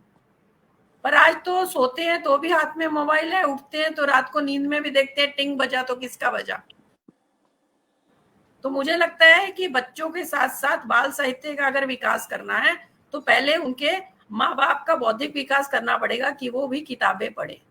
और मेरा मानना है और मेरा ये एक्सपीरियंस भी है, हमें बच्चों को कुछ भी सिखाने की जरूरत नहीं है। उनको सिखाने की जरूरत नहीं है कि आप कमरे से बाहर जाओ, लाइट बंद करो। आप रोज लाइट बंद करो, वो अपने आप करेंगे। इसी तरह से अगर आप रोज किताब पढ़ रहे हैं तो आपके बच्चे अपने आप किताब पढ़ने लग जाएंगे। तो बच्चों के साथ साथ हमें भी उससे जुड़ने की जरूरत है। और मैडम ने जो एक उनके कहा था कि प्रकाशक नहीं मिल रहे, तो मुझे ऐसा लगता है कि प्रकाशक के साथ साथ आजकल पब्लिसिटी भी जरूरी है। क्योंकि प्रकाशक अगर मिल भी जाएंगे और उसकी पब्लिसिटी नहीं होगी, लोगों तक नहीं पहुंचेगा। आजकल तो जमाना है जो बोलता है वो बिकता है, जो नहीं बोलता वो कितना ही अच्छा क्यों नहीं हो उसको कोई पूछता भी नहीं है। तो हम अगर हमें बाल साहित्य को, चाहे वो पंजाबी का है चाहे हिंदी का है, आगे बढ़ाना है तो बहुत जरूरी है कि उसकी पब्लिसिटी की जाए और बड़े पैमाने पर की जाए। हमारे साथ एक सबसे हमारे साथ कुछ दर्शक जुड़े हैं मैडम, आपसे वो पूछ रहे हैं, उदासीन संप्रदाय का भी बहुत सा साहित्य गुरुमुखी में है। मनप्रीत जी, आपसे निवेदन है कि ऐसा कोई साहित्य मिले तो मुझे भी बताइएगा। तो हमारे साथ बहुत सारे हाँ, दर्शक अब जुड़ गए आप हैं। देखिए जो मठ है ना, अगर आप जाएंगे एक पट्टी करके गांव भी है पटियाला में, क्योंकि मेरा शोध कार्य वहीं हुआ तो मुझे ज्यादा वहां का ज्ञान है। आप वो छोड़ दीजिए, आप बड़े बड़े संप्रदायों के जो मठ है वहां पर जाइए, वहां पर उन्होंने जो किताबें हैं ना उनकी पूजा की जाती है, पढ़ी नहीं जाती। तो उदासीन संप्रदाय की भी बहुत सारी किताबें हमें मिलेंगी, इसलिए शोध कार्य जब तक नहीं करेंगे, और नए बच्चे क्या शोध कार्य करेंगे जब वो आज कट पेस्ट में जी रहे हैं, शोध कार्य कट पेस्ट से ही कर रहे हैं। तो अगर किसी का भी इसमें रुचि है तो उदासीन संप्रदाय के आप मठ में जाइए, वहां आपको बहुत सारा साहित्य मिल जाएगा। और अगर वो प्रिंट भी हुआ है तो इतनी पुरानी प्रतियां होगी पढ़ नहीं सकते, तो आज तो जरूरत है उनको रीप्रिंट करने की। मतलब जो साहित्य हमारे पास है हम उसको तो संभाल नहीं पा रहे हैं, और जो सामने नहीं है उसको हम सामने ला नहीं पा रहे हैं। तो ये जो 2-3 काम है करने आज के लिए, साहित्य के लिए बहुत जरूरी है, अगर हमको किसी भी भाषा का विकास करना है। जी, बहुत बहुत धन्यवाद मनप्रीत मैम, आपने बिल्कुल सही कहा। भाषा का विकास तभी होगा जब हम उसका उपयोग करेंगे। जब हम हमारी धरोहर को नहीं संभाल के रखेंगे तो हमारे भविष्य के लिए हमारे पास कुछ भी नहीं रहेगा। और अभिभावकों के ऊपर आपने कहा कि ये कहीं ना कहीं ये उत्तरदायित्व हमारे अभिभावकों का भी बनता है कि वह बच्चों को ऐसी अपब्रिंगिंग दे, उनका पालन पोषण इस ढंग से करें कि बच्चों में भी पुस्तकें पढ़ने की आदत हो, जो वो बच्चा घर से ही सीखता है, जैसा परिवार में होता है वैसा ही बच्चा करता है। और इसी बात को आगे बढ़ाते हुए हम आज की मुख्य वक्ता जो है डॉक्टर राजवंत कौर पंजाबी, आपसे हम ये जानना चाहते हैं, आप बाल साहित्यकार किन्हें मानते हैं? क्या बाल साहित्यकार की एक घर परिवार में भी भूमिका होती है? डॉक्टर राजवंत कौर पंजाबी जी, आपसे पूछना चाहते हैं, बताइए। जी जी जी बहुत ही सत्कारयोग डॉक्टर चरणजीत सिंह जी, डॉक्टर रितु शर्मा जी, ਅੱਜ ਬਾਲ ਸਾਹਿਤ ਨੂੰ ਦਰਪੇਸ਼ ਚੁਣੌਤੀਆਂ ਦੇ ਉੱਤੇ ਆਪਾਂ ਚਰਚਾ ਕਰ ਰਹੇ ਹਾਂ। ਤੇ ਤੁਸੀਂ ਮੈਨੂੰ ਸਵਾਲ ਕੀਤਾ ਹੈ ਕਿ ਬਾਲ ਸਾਹਿਤਕਾਰ ਕੌਣ ਹੁੰਦਾ ਹੈ। ਮੈਂ ਆਪਣੇ ਵੱਲੋਂ ਇਹ ਦੱਸਣਾ ਚਾਹੁੰਦੀ ਹਾਂ ਕਿ ਮੈਨੂੰ ਇੱਦਾਂ ਜਾਪਦਾ ਹੈ ਕਿ ਬਾਲ ਸਾਹਿਤਕਾਰ ਨੂੰ ਆਪਾਂ 3 ਕੋਟੀਆਂ ਵਿੱਚ ਵੰਡ ਕੇ ਦੇਖ ਸਕਦੇ ਹਾਂ। ਵੈਸੇ ਬੇਸਿਕ ਤੌਰ ਤੇ ਤਾਂ ਜੋ ਬਾਲ ਸਾਹਿਤ ਰਚਦਾ ਹੈ ਉਹ ਬਾਲ ਸਾਹਿਤਕਾਰ ਹੈ, ਪਰ 3 ਵਰਗਾਂ 'ਚ ਇਸ ਤਰ੍ਹਾਂ ਵੰਡਿਆ ਜਾ ਸਕਦਾ ਹੈ ਕਿ ਜਦੋਂ ਆਪਾਂ ਛੋਟੇ ਹੁੰਦੇ ਸਕੂਲਾਂ ਵਿੱਚ ਪੜ੍ਹਦੇ ਸੀ ਤਾਂ ਬਾਲ ਸਭਾਵਾਂ ਹੁੰਦੀਆਂ ਸੀ, ਪਰ ਉਦੋਂ ਬੱਚਿਆਂ ਲਈ ਹੌਬੀ ਪੀਰੀਅਡ ਜਾਂ ਬਾਲ ਸਭਾਵਾਂ ਦੇ ਵਿੱਚ ਬੱਚੇ ਚੁਟਕਲੇ, ਬਾਤਾਂ, ਬੁਝਾਰਤਾਂ ਸੁਣਾਉਂਦੇ ਤਾਂ ਸੀਗੇ, ਪਰ ਉਦੋਂ ਉਹਨਾਂ ਦੀਆਂ ਕਿਤਾਬਾਂ ਨਹੀਂ ਸੀ ਛਪੀਆਂ ਹੁੰਦੀਆਂ। ਔਰ ਅੱਜ ਇਹ ਸਾਡੀ 21ਵੀਂ ਸਦੀ ਦੀ ਸਥਿਤੀ ਹੈ ਕਿ ਬਾਲ ਸਾਹਿਤ ਦੀ ਵੱਡੇ ਪੱਧਰ ਤੇ ਰਚਨਾ ਹੋਣ ਲੱਗ ਪਈ ਹੈ। ਤਾਂ ਅੱਜ ਦੇ ਸੰਦਰਭ 'ਚ ਆਪਾਂ ਗੱਲ ਕਰੀਏ ਤਾਂ ਪਹਿਲੇ ਨੰਬਰ ਤੇ ਉਹ ਬਾਲ ਸਾਹਿਤਕਾਰ ਆਉਂਦਾ ਹੈ ਜਿਹੜਾ ਬਾਲ ਰਚਨਾ ਲਿਖਦਾ ਹੈ, ਆਪਦੇ ਵਾਸਤੇ ਲਿਖਦਾ ਹੈ, ਆਪਣੇ ਵਰਗਿਆਂ ਲਈ ਲਿਖਦਾ ਹੈ, ਆਪਣਿਆਂ ਲਈ ਲਿਖਦਾ ਹੈ। ਤਾਂ ਪਹਿਲੇ ਨੰਬਰ ਤੇ ਬਾਲ ਸਾਹਿਤਕਾਰ ਬੱਚੇ ਨੇ ਜੋ ਖੁਦ ਲਿਖਦੇ ਨੇ, ਆਪਣਾ ਅਨੁਭਵ ਲਿਖਦੇ ਨੇ। ਦੂਜੇ ਨੰਬਰ ਤੇ ਉਹ ਬਾਲ ਸਾਹਿਤਕਾਰ ਨੇ ਜਿਹੜੇ ਪ੍ਰੌੜ ਹੋ ਗਏ ਨੇ, ਵੱਡੇ ਨੇ, ਪਰ ਉਹ ਬੱਚਿਆਂ ਦੇ ਵਾਸਤੇ ਲਿਖਦੇ ਨੇ। ਤੀਸਰੇ ਨੰਬਰ ਤੇ ਉਹ ਬਾਲ ਸਾਹਿਤਕਾਰ ਹੋ ਗਏ ਜਿਹੜੇ ਖੁਦ ਤੋਂ ਵੱਡੇ ਹੋ ਗਏ ਪਰ ਉਹ ਆਪਣੇ ਬਾਲ ਅਨੁਭਵ ਨੂੰ ਲਿਖਦੇ ਨੇ, ਯਾਨੀ ਕਿ ਬਾਲ ਬਣ ਕੇ ਲਿਖਦੇ ਨੇ ਆਪਦੇ ਤਜਰਬੇ। ਤਾਂ ਇਸ ਤਰ੍ਹਾਂ ਤਿੰਨੋਂ ਤਰ੍ਹਾਂ ਦੀਆਂ ਰਚਨਾਵਾਂ ਲਿਖਣ ਵਾਲੇ, ਤਿੰਨਾਂ ਵਰਗਾਂ ਵਿੱਚ ਆਉਣ ਵਾਲੇ ਵਿਅਕਤੀ ਨੇ ਜਿਹੜੇ ਉਹ ਬਾਲ ਸਾਹਿਤਕਾਰ ਹੁੰਦੇ ਨੇ। ਜਦੋਂ ਅਸੀਂ ਸਕੂਲ 'ਚ ਪੜ੍ਹਦੇ ਸੀ, ਬਾਲ ਸਭਾ ਹੁੰਦੀ ਸੀ। ਮੈਨੂੰ ਯਾਦ ਹੈ ਕਿ ਹੌਬੀ ਪੀਰੀਅਡ ਦੇ ਵਿੱਚ ਮੈਂ ਸਾਹਿਤ ਰਚਨਾ ਦਾ ਪੀਰੀਅਡ ਹੈ ਜਿਹੜਾ ਉਹ ਸ਼ੌਕ ਵਜੋਂ ਲਿਆ ਸੀਗਾ। ਤੇ ਸਾਡੇ ਪੰਜਾਬ ਸਕੂਲ ਸਿੱਖਿਆ ਬੋਰਡ ਵੱਲੋਂ ਮੁਕਾਬਲੇ ਕਰਾਏ ਜਾਂਦੇ ਹੁੰਦੇ ਸੀ ਕਿ ਔਨ ਦਾ ਸਪੌਟ ਕੋਈ ਵਿਸ਼ਾ ਦਿੱਤਾ ਜਾਂਦਾ ਸੀ, ਉਹਦੇ ਤੇ ਕਵਿਤਾ ਲਿਖਣੀ ਹੁੰਦੀ ਸੀ, ਲੇਖ ਲਿਖਣੇ ਹੁੰਦੇ ਸੀ। ਤਾਂ ਮੈਨੂੰ ਲੱਗਦਾ ਕਿ ਕਿਤੇ ਨਾ ਕਿਤੇ 1984 'ਚ ਮੈਂ 10ਵੀਂ ਕੀਤੀ ਤੇ 10ਵੀਂ ਤੱਕ ਬਹੁਤ ਸਾਰੇ ਲੇਖ ਤੇ ਕਵਿਤਾਵਾਂ ਲਿਖ ਲਈਆਂ ਸੀ। ਔਰ ਜਿਹੜੇ ਸਾਡੇ ਸਕੂਲ ਅਧਿਆਪਕ ਸੀ ਉਹ ਕਵੀ ਲਿਖਦੇ ਸੀ, ਡਾਕਟਰ ਰਜਿੰਦਰ ਕੌਰ ਵਰਤਾ, ਉਹ ਕਵਿਤਾਵਾਂ ਵੀ ਲਿਖਦੇ ਸੀ। ਤਾਂ ਕਿਤੇ ਨਾ ਕਿਤੇ ਉਹਨਾਂ ਦੀ ਪ੍ਰੇਰਨਾ ਤੇ ਜਿਹੜੇ ਪੰਜਾਬ ਸਰਕਾਰ ਦੇ ਅਲੱਗ-ਅਲੱਗ ਅਦਾਰਿਆਂ ਵੱਲੋਂ ਕਰਵਾਏ ਜਾਂਦੇ ਮੁਕਾਬਲੇ ਉਹਨਾਂ ਨੇ ਸਾਡੇ ਅੰਦਰ ਬੀਜ ਬੀਜਿਆ। ਤੇ ਅੱਜ ਜੋ ਸਕੂਲਾਂ ਦੇ ਵੱਲੋਂ ਸਕੂਲਾਂ ਦੀਆਂ ਪੱਤਰਕਾਵਾਂ ਮੈਗਜ਼ੀਨ ਛਾਪੇ ਜਾਂਦੇ ਨੇ, ਪ੍ਰਕਾਸ਼ਿਤ ਕੀਤੇ ਜਾਂਦੇ ਨੇ, ਜਾਂ ਬੱਚਿਆਂ ਵੱਲੋਂ ਹੱਥ ਲਿਖਤਾਂ ਦੇ ਰੂਪ ਵਿੱਚ ਸਾਡੇ ਸਾਹਮਣੇ ਆਉਂਦੇ ਨੇ, ਉਹ ਬੱਚਿਆਂ ਦੇ ਅੰਦਰ ਚੇਤਕ ਲਾਉਂਦੇ ਨੇ ਬਾਲ ਸਾਹਿਤਕਾਰੀ ਵਾਲੇ ਪਾਸੇ ਆਉਣ ਦੀ। ਤੇ ਕਿ ਘਰ ਪਰਿਵਾਰ ਦੀ ਕੀ ਭੂਮਿਕਾ ਹੁੰਦੀ ਹੈ। ਜਿਸ ਤਰ੍ਹਾਂ ਆਪਾਂ ਅੰਗਰੇਜ਼ੀ ਦੇ ਵਿੱਚ ਅਕਸਰ ਸੁਣਦੇ ਹਾਂ, ਆਪਾਂ ਕਹਿੰਦੇ ਹਾਂ ਕਿ parents are the first teachers and the teachers are the second parents. ਤਾਂ ਉਸ ਹਿਸਾਬ ਨਾਲ ਮੁੱਢਲੇ ਪੱਧਰ ਤੇ ਬਾਲ ਜਿਸ ਘਰ ਪਰਿਵਾਰ ਦੇ ਵਿੱਚ ਜਨਮ ਲੈਂਦਾ ਹੈ, ਤਾਂ ਪਹਿਲੇ ਨੰਬਰ ਤੇ ਉਹ ਪਰਿਵਾਰ, ਉਹ ਘਰ ਉਸ ਬੱਚੇ ਲਈ ਸਕੂਲ ਬਣ ਜਾਂਦਾ ਹੈ, ਉਸ ਬੱਚੇ ਲਈ ਪਾਠਸ਼ਾਲਾ ਬਣ ਜਾਂਦਾ ਹੈ। ਤੇ ਯਾਨੀ ਕਿ ਜਿਵੇਂ ਆਪਾਂ ਕਹਿੰਦੇ ਹਾਂ ਕਿ ਜਦੋਂ ਬੱਚੇ ਨੇ ਜਨਮ ਲੈ ਲਿਆ ਤਾਂ ਜਿਹੜੇ ਮੁੱਢਲੇ ਸਾਲ ਨੇ, ਆਪਾਂ ਉਹਨੂੰ ਹਿੰਦੀ ਦੇ ਵਿੱਚ ਸ਼ਿਸ਼ੂ ਕਹਿ ਦਿੰਦੇ ਹਾਂ, ਤਾਂ ਸ਼ਿਸ਼ੂਆਂ ਦੇ ਲਈ ਗੀਤ ਮਾਲਾ ਆਉਂਦੀਆਂ ਨੇ। ਪੰਜਾਬੀ ਦੇ ਵਿੱਚ ਅਸੀਂ ਉਹਦੇ ਲਈ ਗੀਗਾ ਸ਼ਬਦ ਵਰਤ ਲੈਂਦੇ ਹਾਂ। ਯਾਨੀ ਕਿ ਗੀਗਾ ਜਦੋਂ 3 ਸਾਲ ਦੀ ਉਮਰ ਤੱਕ, ਜਦੋਂ ਤੱਕ ਉਹ ਮਾਂ ਦਾ ਦੁੱਧ ਪੀਂਦਾ ਹੈ, ਤਾਂ ਉਦੋਂ ਤੱਕ ਉਹ ਗੀਗਾ ਹੈ। ਤਾਂ ਸਭ ਤੋਂ ਪਹਿਲਾਂ ਮਾਂ ਹੈ ਜਿਹੜੀ, ਉਹ ਆਪਣੇ ਗੀਗੇ ਨੂੰ, ਆਪਣੇ ਬੱਚੇ ਨੂੰ ਪਰਿਵਾਰ ਦੇ ਨਾਲ ਜੋੜਦੀ ਹੈ, ਰਿਸ਼ਤਿਆਂ ਦੇ ਨਾਲ ਜੋੜਦੀ ਹੈ ਲੋਰੀਆਂ ਦੇ ਰੂਪ ਵਿੱਚ, ਉਹਨੂੰ ਮਾਤ ਭਾਸ਼ਾ ਦੇ ਨਾਲ ਜੋੜਦੀ ਹੈ ਲੋਰੀਆਂ ਦੇ ਰਾਹੀਂ।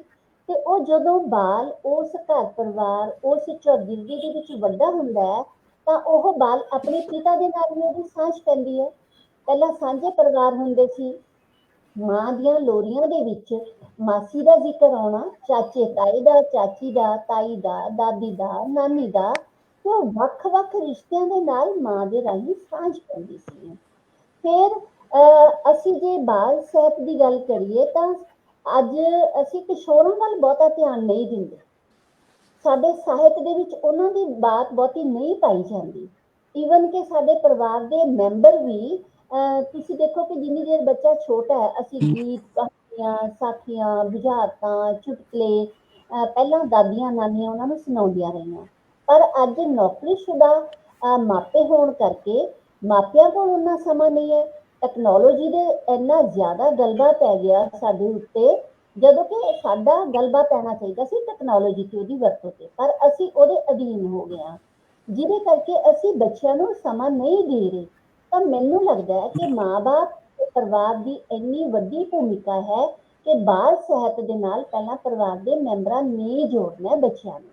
ਪਰ ਅਸੀਂ ਉੱਥੇ ਹੀ ਆਪ ਨੌਕਰੀ ਕਰਦੇ ਹੋਣ ਕਰਕੇ ਕਿਤੇ ਅਸੀਂ ਬੱਚਿਆਂ ਨੂੰ ਕ੍ਰੈਚ ਵਿੱਚ ਭੇਜਦੇ ਹਾਂ ਜਾਂ ਘਰ ਵਿੱਚ ਕਿਸੇ ਨੂੰ ਰੱਖਦੇ ਹਾਂ। ਤਾਂ ਇਹਦਾ ਮਤਲਬ ਜੇ ਘਰ ਵਿੱਚ ਕਿਸੇ ਨੂੰ ਰੱਖਦੇ ਹਾਂ, ਜੇ ਤਾਂ ਉਹ ਸਾਡੀ ਮਾਤ ਭਾਸ਼ਾ ਨੂੰ ਜਾਣਦੀ ਹੈ, ਲੇਡੀ ਜਾਂ ਕੋਈ ਵੀ ਬੰਦਾ ਜੋ ਘਰ 'ਚ ਰਹਿੰਦਾ, ਤੇ ਫਿਰ ਤਾਂ ਕਿਤੇ ਨਾ ਕਿਤੇ ਉਹਦੀ ਮਾਂ ਭਾਸ਼ਾ ਦੇ ਨਾਲ ਸਾਂਝ ਬਣਦੀ ਹੈ। ਪਰ ਜਿਵੇਂ ਦੀ ਸਕੂਲਾਂ ਦੇ ਵਿੱਚ ਵੀ ਜੇ ਆਪਾਂ ਸਥਿਤੀ ਦੇਖੀਏ, ਤਾਂ ਆਪਣੀ ਮਾਤ ਭਾਸ਼ਾ ਪੰਜਾਬੀ ਦੇ ਵਿੱਚ ਪੜ੍ਹਾਈ ਕਰਾਉਣ ਵਿੱਚ ਦਿੱਕਤ ਆ ਰਹੀ ਹੈ। ਤਾਂ ਉਹ ਕਿਤੇ ਨਾ ਕਿਤੇ ਬੱਚੇ, ਭਾਸ਼ਾ ਵਿਗਿਆਨੀਆਂ ਨੇ ਵੀ ਸਿੱਧ ਕਰ ਦਿੱਤਾ ਕਿ ਬੱਚਿਆਂ ਨੂੰ ਉਹਨਾਂ ਦੀ ਮਾਤ ਭਾਸ਼ਾ ਦੇ ਵਿੱਚ ਹੀ ਸਿੱਖਿਆ, ਜਿਹੜੀ ਤਾਲੀਮ ਹੈ ਜਿਹੜੀ, ਉਹ ਦਿੱਤੀ ਜਾਣੀ ਚਾਹੀਦੀ ਹੈ। ਤਾਂ ਕਿਤੇ ਨਾ ਕਿਤੇ ਇਹ ਜਿਹੜਾ ਪਾੜਾ ਪੈ ਰਿਹਾ ਨਾ, ਵਖਰੇਵਾਂ ਪੈ ਰਿਹਾ, ਇਹ ਬਹੁਤ ਸਾਰੀਆਂ ਬਾਲ ਸਾਹਿਤ ਨੂੰ ਜਿਹੜੀਆਂ ਚੁਣੌਤੀਆਂ ਨੇ ਉਹ ਦਰਪੇਸ਼ ਆ ਰਹੀਆਂ ਨੇ। ਹੁਣ ਤੁਸੀਂ ਦੇਖੋ ਕਿ ਆਪਾਂ ਕਿਤਾਬਾਂ ਦੇ ਨਾਲ ਕਿਵੇਂ ਜੋੜ ਸਕਦੇ ਹਾਂ। ਜਦੋਂ ਮਾਂ-ਬਾਪ ਘਰ ਦੇ ਵਿੱਚ ਬੱਚੇ ਨੂੰ, ਬੱਚੇ ਦੇ ਜਨਮ ਦੇ ਦਿਨ ਦੇ ਉੱਤੇ ਜੇ ਉਹਨਾਂ ਨੂੰ ਕਿਤਾਬਾਂ ਭੇਟ ਕਰਨ ਤਾਂ ਕਿੰਨਾ ਅੱਛਾ ਹੋਏ। ਮਾਂ ਖੁਦ ਬਾਲ ਸਾਹਿਤ, ਮਤਲਬ ਬਾਲ ਸਾਹਿਤ ਦਾ ਜਿਹੜਾ ਫਾਇਦਾ ਹੈ ਨਾ, ਉਹ ਇਕੱਲੇ ਬੱਚਿਆਂ ਵਾਸਤੇ ਜਾਂ ਬੱਚਿਆਂ ਲਈ ਨਹੀਂ ਹੈ, ਬੱਚਿਆਂ ਨੂੰ ਨਹੀਂ ਹੈ, ਮਾਪਿਆਂ ਨੂੰ ਵੀ ਉਹਦਾ ਫਾਇਦਾ ਹੈ, ਅਧਿਆਪਕਾਂ ਨੂੰ ਵੀ ਉਹਦਾ ਫਾਇਦਾ ਹੈ। ਜੇ ਪਹਿਲਾਂ ਮਾਂ ਪੜ੍ਹੇਗੀ, ਘਰ ਵਿੱਚ ਪਿਤਾ ਪੜ੍ਹੇਗਾ, ਭੈਣ ਭਰਾ ਪੜ੍ਹਨਗੇ, ਤਾਂ ਹੀ ਉਹ ਬੱਚਿਆਂ ਨੂੰ ਅੱਛੇ ਬਾਲ ਸਾਹਿਤ ਨਾਲ ਜੋੜਨਗੇ ਕਿ ਕੀ ਉਹਦੇ ਲਈ ਅੱਛਾ ਹੈ, ਕੀ ਨਹੀਂ ਅੱਛਾ ਹੈ। ਇਸੇ ਤਰ੍ਹਾਂ ਜੇ ਸਕੂਲ ਵਿੱਚ ਉਹਦੇ ਲਾਇਬ੍ਰੇਰੀ ਹੋਏਗੀ, ਬੱਚੇ ਲਾਇਬ੍ਰੇਰੀ ਵਿੱਚ ਜਾਣਗੇ, ਉੱਥੇ ਉਹ ਲਾਇਬ੍ਰੇਰੀ ਵਾਲੇ ਟੀਚਰ ਨਾਲ ਕੰਸਲਟ ਕਰਨਗੇ ਕਿ ਕਿਹੜੀ ਕਿਤਾਬ ਉਹ ਪੜ੍ਹਨ, ਕਿਹੜੀ ਨਾ ਪੜ੍ਹਨ।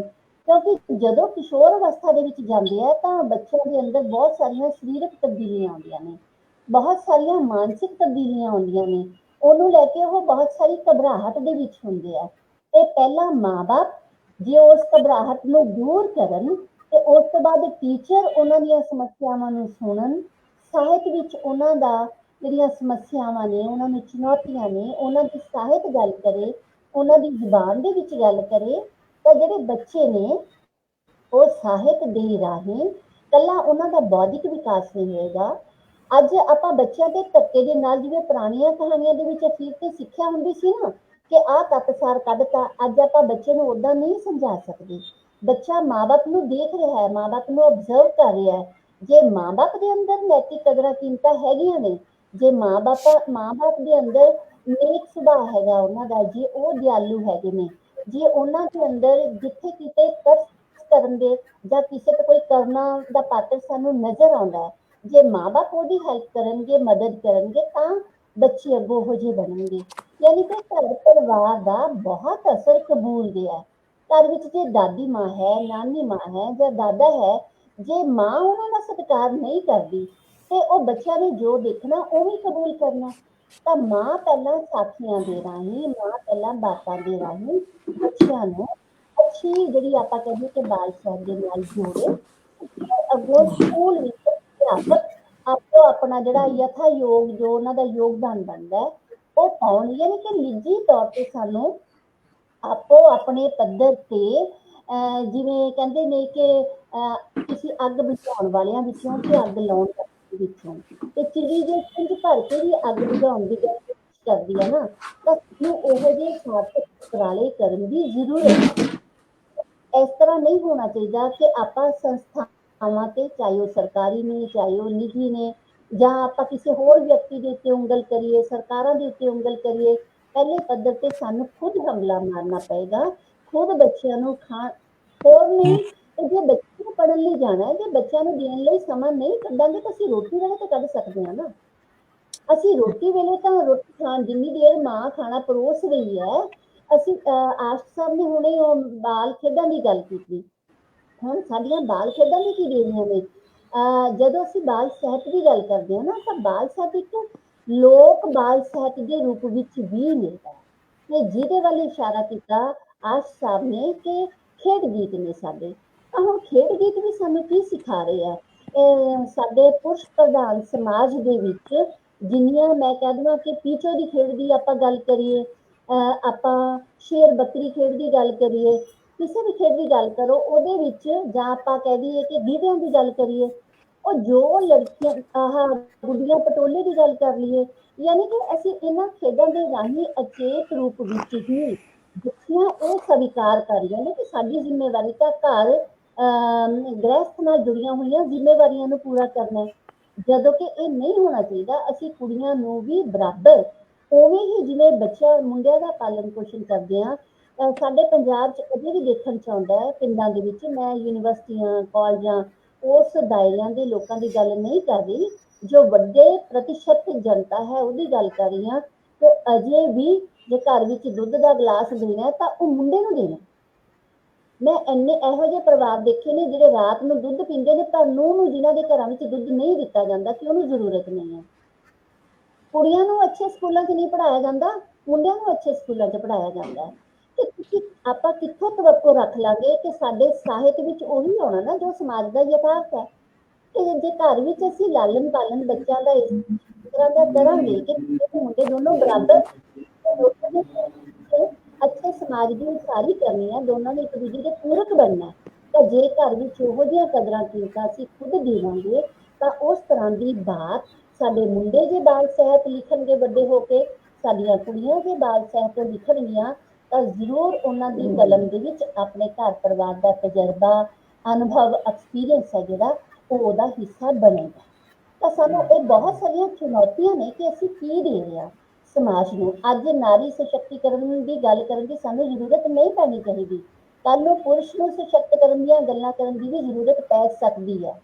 ਤੇ ਪਰ ਕਿਉਂ ਨਾ ਅਸੀਂ ਉਦਾਂ ਦੀ ਬੱਚਿਆਂ ਦੀ ਤਾਮੀਰ ਕਰੀਏ, ਉਸ ਤਰ੍ਹਾਂ ਦੀ ਬੱਚਿਆਂ ਦੀ ਸ਼ਖਸੀਅਤ ਦੀ ਉਸਾਰੀ ਕਰੀਏ ਕਿ ਪਹਿਲਾਂ ਖੁਦ ਅਸੀਂ ਅੱਛੇ ਹੋਈਏ, ਖੁਦ ਅਸੀਂ ਬੱਚਿਆਂ ਨੂੰ ਟਾਈਮ ਦਈਏ, ਖੁਦ ਉਹਨਾਂ ਨੂੰ ਮਾਤ ਭਾਸ਼ਾ ਨਾਲ ਜੋੜੀਏ, ਖੁਦ ਅੱਛੇ ਸਾਹਿਤ ਨਾਲ ਜੋੜੀਏ, ਫਿਰ ਹੀ ਉਹ ਖੁਦ ਅੱਛੇ ਸਮਾਜ ਦੀ ਸਿਰਜਣਾ ਜਾਂ ਦੇਸ਼ ਭਗਤ ਜਾਂ ਆਪਣੇ ਮਾਤ ਭਾਸ਼ਾ ਦੇ ਨਾਲ ਪਿਆਰ ਕਰਨ ਵਾਲੇ ਉਹ ਬਣ ਸਕਦੇ। डॉक्टर साहब ਤੁਸੀਂ ਬਹੁਤ ਵਧੀਆ ਗੱਲ ਕੀਤੀ ਆ, और आपने बिल्कुल सही कहा कि समाज साहित्य जो है वो समाज का आईना होता है। अगर और एक अच्छा समाज हमारे घर से ही शुरू होता है। जब हम घर में आचरण अच्छा रखेंगे तभी हम अपने समाज को एक अच्छा हम अपने बच्चों को एक अच्छा समाज दे सकेंगे। बिल्कुल सही कहा आपने कि अभी भी कहीं-कहीं लड़के और लड़कियों में फ़र्क किया जाता है और हमारे जैसे-जैसे समय बदल रहा है, चीज़ें बदल रही हैं, संयुक्त परिवार टूट रहे हैं, एकल परिवार में परिवर्तित हो रहे हैं, जबकि संयुक्त परिवारों की आज हमको फिर ज़रूरत है। लोग आधुनिकता की तरफ भाग रहे हैं, लेकिन हमारी पौराणिक और वैज्ञानिक चीज़ों को पीछे छोड़ते जा रहे हैं, ये एक विडंबना ही है। इसी को हम आगे बढ़ाते हैं इसी श्रृंखला में। अब हम चलते हैं आज हमारे साथ सौभाग्य है कि 2-2 रजवंत कौर जी हैं। तो हम रजवंत कौर प्रीत जी को बुलाते हैं। रजवंत कौर प्रीत जी, आपका स्वागत है। Thank you ma'am. आपके आपके पहले वक्ता की बात को हम आगे बढ़ाते हुए आपसे जानना चाहते हैं कि आप एक शिक्षिका हैं और लेखिका भी हैं।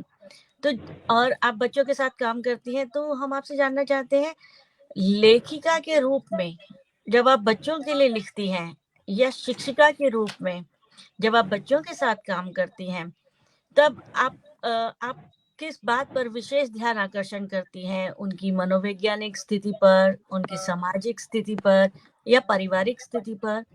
हमको बताएँ।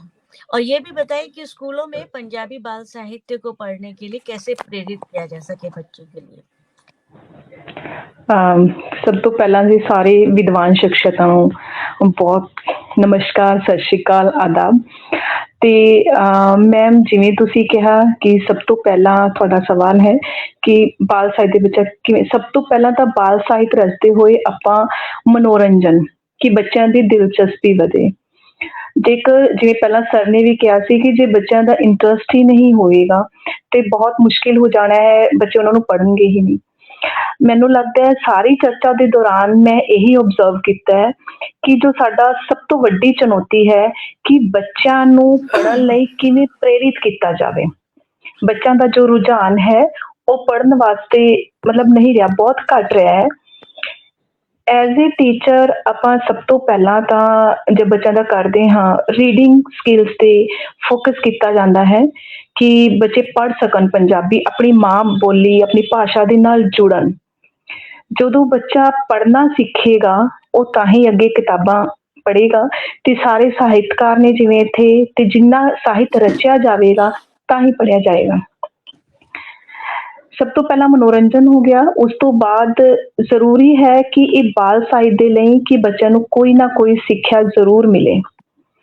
ਜਿਵੇਂ ਮਨਪ੍ਰੀਤ ਮੈਮ ਨੇ ਵੀ ਕਿਹਾ, ਡਾਕਟਰ ਦਰਸ਼ਨ ਸਿੰਘ ਆਸ ਜੀ ਨੇ ਵੀ ਬੋਲਿਆ ਸੀ ਕਿ ਮੈਮ ਨੇ ਵੀ ਬੋਲਿਆ, ਰਾਜਨ ਮੈਮ ਨੇ, ਕਿ ਬੱਚਾ ਆਪਣੇ ਪਰਿਵਾਰ ਤੋਂ ਸਿੱਖਦਾ ਹੈ, ਆਪਣੇ ਪੇਰੈਂਟਸ ਤੋਂ ਸਿੱਖਦਾ ਹੈ। ਬਿਲਕੁਲ ਹੀ ਸਾਡਾ ਆਚਰਣ ਹੀ ਸਾਡਾ ਪ੍ਰਮਾਣ ਹੈ, ਸਾਡਾ ਵਿਵਹਾਰ ਹੀ ਬਿਲਕੁਲ ਬੱਚਾ ਜੋ ਅਸੀਂ ਕਰ ਰਹੇ ਹਾਂ ਉਹੀ ਬੱਚਾ ਸਿੱਖਦਾ ਹੈ।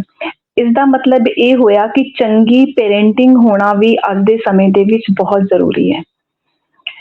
ਜੇਕਰ ਪੇਰੈਂਟਸ ਕਿਤਾਬਾਂ ਪੜ੍ਹ ਰਹੇ ਨੇ, ਸਭ ਤੋਂ ਪਹਿਲਾਂ ਤਾਂ ਇਹ ਹੈ ਕਿ ਅਗਰ ਪੇਰੈਂਟਸ ਪੜ੍ਹ ਰਿਹਾ ਹੈ ਤੇ ਉਹ ਬੱਚੇ ਵੀ ਜ਼ਰੂਰ ਪੜ੍ਹਨਗੇ।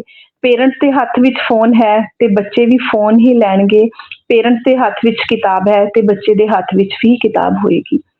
ਚਾਹੇ ਮਾਤਾ ਪਿਤਾ ਨੇ ਤੇ ਚਾਹੇ ਅਧਿਆਪਕ ਹੈ। ਅੱਜ ਕੱਲ੍ਹ ਆਪਾਂ ਦੇਖਦੇ ਨੇ ਸਕੂਲਾਂ ਕਾਲਜਾਂ ਦੇ ਵਿੱਚ ਵੀ ਫੋਨ ਤੇ ਲੱਗੇ ਰਹਿਣਾ। ਬੱਚਾ ਉੱਥੇ ਹੀ ਸਮਝ ਜਾਏਗਾ ਕਿ ਇੱਥੇ ਕੁਛ ਰੋਂਗ ਹੈ ਤੇ ਟੀਚਰ ਵੀ, ਇੱਕ ਅਧਿਆਪਕ ਵੀ ਫੋਨ ਤੇ ਹੀ ਲੱਗਿਆ ਆਪਣੀ ਕਲਾਸ ਦੇ ਵਿੱਚ, ਸਕੂਲ ਦੇ ਵਿੱਚ, ਤੇ ਉੱਥੇ ਹੀ ਸਮਝ ਜਾਏਗਾ ਕਿ ਕਿੰਨਾ ਡਿਫਰੈਂਸ ਹੈ। ਤੇ as a teacher, as a ਅਧਿਆਪਕ ਹੋਣ ਦੇ ਨਾਤੇ ਸਾਡੇ ਹੱਥ ਦੇ ਵਿੱਚ ਵੀ ਕਿਤਾਬ ਹੋਏ। ਜਦ ਬੱਚਾ ਸਾਨੂੰ ਓਬਜ਼ਰਵ ਕਰਦਾ ਹੈ ਕਿ ਟੀਚਰ ਪੜ੍ਹ ਰਿਹਾ ਹੈ, ਸਕੂਲ ਦੇ ਵਿੱਚ ਵੀ ਕਿਤੇ ਨਾ ਕਿਤੇ ਕਿਤਾਬ ਲੈ ਕੇ ਪੜ੍ਹ ਰਿਹਾ, ਤੇ ਉਹਦੇ ਵਿਵਹਾਰ ਤੇ ਇਫੈਕਟ ਪੜੇਗਾ। ਅਸੀਂ ਤਾਂ ਹੀ ਪੂਰੇ ਕੌਨਫੀਡੈਂਸ ਨਾਲ ਕਹਿ ਸਕਦੇ ਹਾਂ ਕਿ ਪੜ੍ਹਨਾ ਬਹੁਤ ਜ਼ਰੂਰੀ ਹੈ। ਐਜ਼ ਏ ਅਧਿਆਪਕ ਅਸੀਂ ਪੜ੍ਹ ਰਹੇ ਹਾਂ, ਐਜ਼ ਏ ਪੇਰੈਂਟਸ ਅਸੀਂ ਪੜ੍ਹ ਰਹੇ, ਤੇ ਫਿਰ ਬੱਚੇ ਨੂੰ ਸਮਝਾਉਣ ਦੀ ਜ਼ਰੂਰਤ ਨਹੀਂ ਹੈਗੀ ਕਿ ਬੱਚਾ ਪੜ੍ਹਨਾ ਜ਼ਰੂਰੀ ਹੈ ਜਾਂ ਤੁਹਾਡੇ ਲਈ ਰੀਡਿੰਗ ਜ਼ਰੂਰੀ ਹੈ ਜਾਂ ਚੰਗਾ ਬਾਲ ਸਾਹਿਤ ਪੜ੍ਹੋ ਜਾਂ ਚੰਗਾ ਬਾਲ ਸਾਹਿਤ ਲਿਖੋ, ਹੈ ਨਾ। ਜਿਵੇਂ ਮੈਮ ਦੱਸ ਰਹੀ ਸੀ, ਅਸੀਂ ਬਚਪਨ ਤੋਂ ਹੀ ਲਿਖਣਾ ਸ਼ੁਰੂ ਕਰ ਦਿੱਤਾ ਸੀ ਜਦੋਂ, ਹੈ ਨਾ, 10ਵੀਂ ਕੀਤੀ। ਤੇ ਹੈ ਜਿਵੇਂ ਦਾ ਮਾਹੌਲ ਆਪਾਂ ਸਿਰਜਾਂਗੇ ਉਸ ਤਰ੍ਹਾਂ ਦਾ ਹੀ ਬੱਚੇ ਕਰਨਗੇ। ਤੇ ਬਾਲ ਸਾਹਿਤ ਦੇ ਰਾਹੀਂ ਸਿੱਖਿਆ ਦੇਣਾ, ਜਿਵੇਂ ਆਪਾਂ ਕਹਿੰਦੇ ਸੀ ਬੱਚਿਆਂ ਨੂੰ ਝੂਠ ਨਹੀਂ ਬੋਲਣਾ, ਇਮਾਨਦਾਰੀ ਨਾਲ ਕੰਮ ਕਰੋ। ਫਿਰ ਉੱਥੇ ਇਹੀ ਗੱਲ ਆ ਜਾਂਦੀ ਹੈ, ਜਿਵੇਂ ਆਪਾਂ ਵਿਵਹਾਰ ਕਰਾਂਗੇ ਉਸ ਤਰ੍ਹਾਂ ਹੀ ਬੱਚਿਆਂ ਦਾ ਜੋ ਮਾਨਸਿਕ ਪੱਧਰ ਹੈ ਹੁਣ ਬਦਲ ਗਿਆ ਟਾਈਮ ਦੇ ਨਾਲ ਨਾਲ। ਇਹ ਜ਼ਰੂਰੀ ਨਹੀਂ ਹੈ ਕਿ ਆਪਾਂ ਗੱਲ ਕਰੇ ਕਿ ਸਾਨੂੰ ਝੂਠ ਨਹੀਂ ਬੋਲਣਾ ਚਾਹੀਦਾ। ਮੈਨੂੰ ਲੱਗਦਾ ਚਾਹੀਦਾ ਤੇ ਨਾ ਗੱਲ ਕਰਕੇ ਉਹਨਾਂ ਦੀ ਸਮਝ ਬਣਾ ਕੇ ਛੱਡ ਦੋ, ਬੱਚਿਆਂ ਨੂੰ ਐਕਸਪਲੋਰ ਕਰਨ ਦੋ। ਜਦ ਬੱਚਾ ਐਕਸਪਲੋਰ ਕਰਦਾ ਹੈ ਸਮਾਜ ਦੇ ਵਿੱਚ ਜਾ ਕੇ ਜਾਂ ਇੱਕ ਦੂਜੇ ਨੂੰ ਦੇਖ ਕੇ ਵਿਵਹਾਰ, ਤੇ ਉਹ ਖੁਦ ਸਮਝਦਾ ਹੈ ਕਿ ਉਸਦੇ ਲਈ ਕੀ ਸਹੀ ਹੈ ਕੀ ਗਲਤ ਹੈ। ਉਹਨੂੰ ਦੱਸਣ ਦੀ ਜ਼ਰੂਰਤ ਨਹੀਂ ਹੈ। ਮੈਮ ਨੇ ਪਹਿਲਾਂ ਵੀ ਦੱਸਿਆ ਹੈ ਕਿ ਆਪਾਂ ਕਿਤਾਬਾਂ ਦੇ ਵਿੱਚ ਜਾਂ ਕਹਾਣੀਆਂ ਦੇ ਵਿੱਚ, ਸਾਹਿਤ ਦੇ ਵਿੱਚ ਰਿਸ਼ਤਿਆਂ ਦੀ ਗੱਲ ਕਰਦੇ ਹਾਂ। ਚਾਚੀ, ਚਾਚਾ, ਤਾਇਆ, ਬੱਚੇ ਉੱਥੇ ਹੀ ਓਬਜ਼ਰਵ ਕਰਦੇ ਆ। ਤੇ ਮੈਨੂੰ ਲੱਗਦਾ ਅੱਜ ਦੇ ਸਮੇਂ ਵਿੱਚ ਇਹ ਬਹੁਤ ਜ਼ਰੂਰੀ ਹੈ। ਪੇਰੈਂਟਸ ਚਾਹੇ ਉਹ ਸਾਡੇ ਅਸੀਂ ਜੌਬ ਵਾਲੇ ਹੋਣ ਜਾਂ ਕੋਈ ਦਿਹਾੜੀ ਵਾਲੇ ਪਰਿਵਾਰ ਹੋਵੇ, ਦਿਹਾੜੀ ਵਾਲੇ ਪੇਰੈਂਟਸ ਹੋਣ, ਬੱਚੇ ਇਕੱਲੇ ਹੀ ਰਹਿੰਦੇ ਨੇ। ਜੋ ਚੀਜ਼ਾਂ ਅਸੀਂ ਪਹਿਲਾਂ ਜੁਆਇੰਟ ਫੈਮਿਲੀ ਤੋਂ ਸਿੱਖਦੇ ਸੀ, ਅੱਜ ਉਹ ਸਾਨੂੰ ਸਕੂਲਾਂ ਕਾਲਜਾਂ ਦੇ ਵਿੱਚ ਬੱਚਿਆਂ ਨੂੰ ਸਿਖਾਉਣਾ ਪੈ ਰਿਹਾ ਹੈ ਕਿ ਸ਼ੇਅਰਿੰਗ ਤੇ ਕੇਅਰਿੰਗ ਕਿਵੇਂ ਕਰਦੇ ਨੇ। ਪਹਿਲਾਂ ਅਸੀਂ ਪਰਿਵਾਰ ਦੇ ਵਿੱਚੋਂ ਹੀ ਇਹ ਚੀਜ਼ਾਂ ਸਿੱਖ ਲੈਂਦੇ ਸੀ, ਤੇ ਇਸੇ ਕਰਕੇ ਹੀ ਜ਼ਰੂਰਤ ਪਈ ਹੈ। ਤੇ ਸਾਨੂੰ ਸਾਹਿਤ ਦੇ ਥਰੂ ਹੀ ਮੈਨੂੰ ਲੱਗਦਾ ਹੈ ਇਹ ਬੱਚਿਆਂ ਤੱਕ ਜਾਣਗੀਆਂ। ਤੇ ਸਾਨੂੰ ਸਾਰਿਆਂ ਨੂੰ ਮੈਂ ਤਾਂ ਇਹ ਕਹਾਂਗੀ, ਚੰਗਾ ਸਾਹਿਤ ਲਿਖਣਾ ਤਾਂ ਆਪਾਂ ਲਿਖ ਹੀ ਰਹੇ ਹਾਂ, ਲੇਕਿਨ ਚੰਗੇ ਸਾਹਿਤ ਦੇ ਜਿਸ ਦੇ ਨਾਲ ਬੱਚਿਆਂ ਦੀ ਸਮਝ ਬਣੇ, ਬੱਚੇ ਐਕਸਪਲੋਰ ਕਰਨ ਸਮਾਜ ਦੇ ਨਾਲ, ਐਗਜ਼ਾਮਪਲਸ ਦੇ ਨਾਲ, ਬਹੁਤ ਜ਼ਰੂਰੀ ਹੈ। ਤੇ ਦੂਜਾ ਇਹ ਹੈ ਕਿ ਬੱਚਾ ਵਿਵਹਾਰ ਤੇ ਸਿੱਖਦਾ ਹੈ। ਆਪਾਂ ਨੂੰ ਬਾਲ ਸਾਹਿਤ ਦੇ ਨਾਲ ਨਾਲ ਪੇਰੈਂਟਸ ਤੇ ਜਿਵੇਂ ਅਭਿਭਾਵਕਾਂ ਦੀ ਤੁਸੀਂ ਗੱਲ ਕੀਤੀ ਹੈ, ਉੱਥੇ ਵੀ ਥੋੜਾ ਜਿਹਾ ਕੰਮ ਕਰਨ ਦੀ ਜ਼ਰੂਰਤ है। Thank you ma'am. बहुत बहुत धन्यवाद आपका। आपने भी बिल्कुल सही कहा कि हम बच्चा जो कुछ सीखता है परिवार से ही सीखता है, इसलिए परिवार अगर पढ़ा लिखा है और परिवार में संस्कार है तो बच्चे में भी संस्कार आएंगे। जब हम अपनी बोली बोलते हैं, अंग्रेजी को छोड़कर अपनी बोली माँ बोली में बच्चों के साथ बात करेंगे तो बच्चे हमारी माँ बोली की तरफ आकर्षित होंगे। अब हम आते हैं हमारे आज के अध्यक्ष महोदय की तरफ। अध्यक्ष महोदय, आज आपने हम सबकी चर्चा सुनी, सबके विचार सुने। यहाँ मैं थोड़ा सा बताना चाहती हूँ कि नीदरलैंड में जहाँ मैं रहती हूँ या पूरे यूरोप में ही थोड़ा सा अलग है। बाल साहित्य के बारे में जो एक अवधारणा है वो एक अलग है। यहाँ पर जब बच्चा पैदा होता है और 10 दिन में जब वो थोड़ा थोड़ा आंख खोलना शुरू कर देता है, तभी से हम उसके सामने किताबें लेके बैठ जाते हैं, रंगीन चित्र दिखाने शुरू कर देते हैं। तो वो जब आंख खोलता है तब उसके सामने एक किताब होती है और उस किताब के साथ ही वो बच्चा बड़ा होता है। जब बैठने लगा है तो नहाने के टब में उसको एक रंगीन प्लास्टिक की किताब दे दी कि अगर बच्चा मुंह में डाले तो वो चुभे ना। इन सब चीजों की भारत में अभी थोड़ी सी कमी है। यहाँ पर किताबों की कैटेगरी है कि अगर 0 से 5 साल तक का बच्चा है तो उसको ऐसी किताबें देनी चाहिए जितना उसका अक्षर ज्ञान है। 10 से 12 साल के बच्चे के लिए ऐसी है। क्या भारत में भी इस तरीके के कैटेगरियां हैं या ऐसा होना चाहिए? आप क्या समझते हैं इससे कि हमको बाल पुस्तकों को भी कैटेगराइज करना चाहिए कि इनके अलग अलग बच्चों की आयु के अनुसार किताबों को बनाना चाहिए, या जो चला आ रहा है एक ढांचा की किताबें हम लिख रहे हैं बाल साहित्य में, लेकिन उनका कुछ उम्र से कोई लेना देना नहीं है, ऐसा ही होना चाहिए? हम आप अध्यक्ष महोदय आपके विचार जानना चाहेंगे। बहुत धन्यवाद डॉक्टर साहिबा, बहुत अच्छी बात आपने की और चर्चा बहुत फ्रूटफुल रही, बहुत अच्छी रही चर्चा और विद्वानों को सुनने का मौका मिला।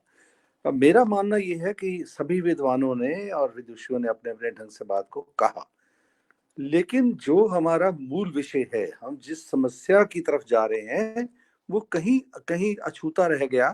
थोड़ा सा ऐसा विषय जो हमने लिया है। अब शुरुआत में करता हूँ यहाँ डॉक्टर आश साहब से।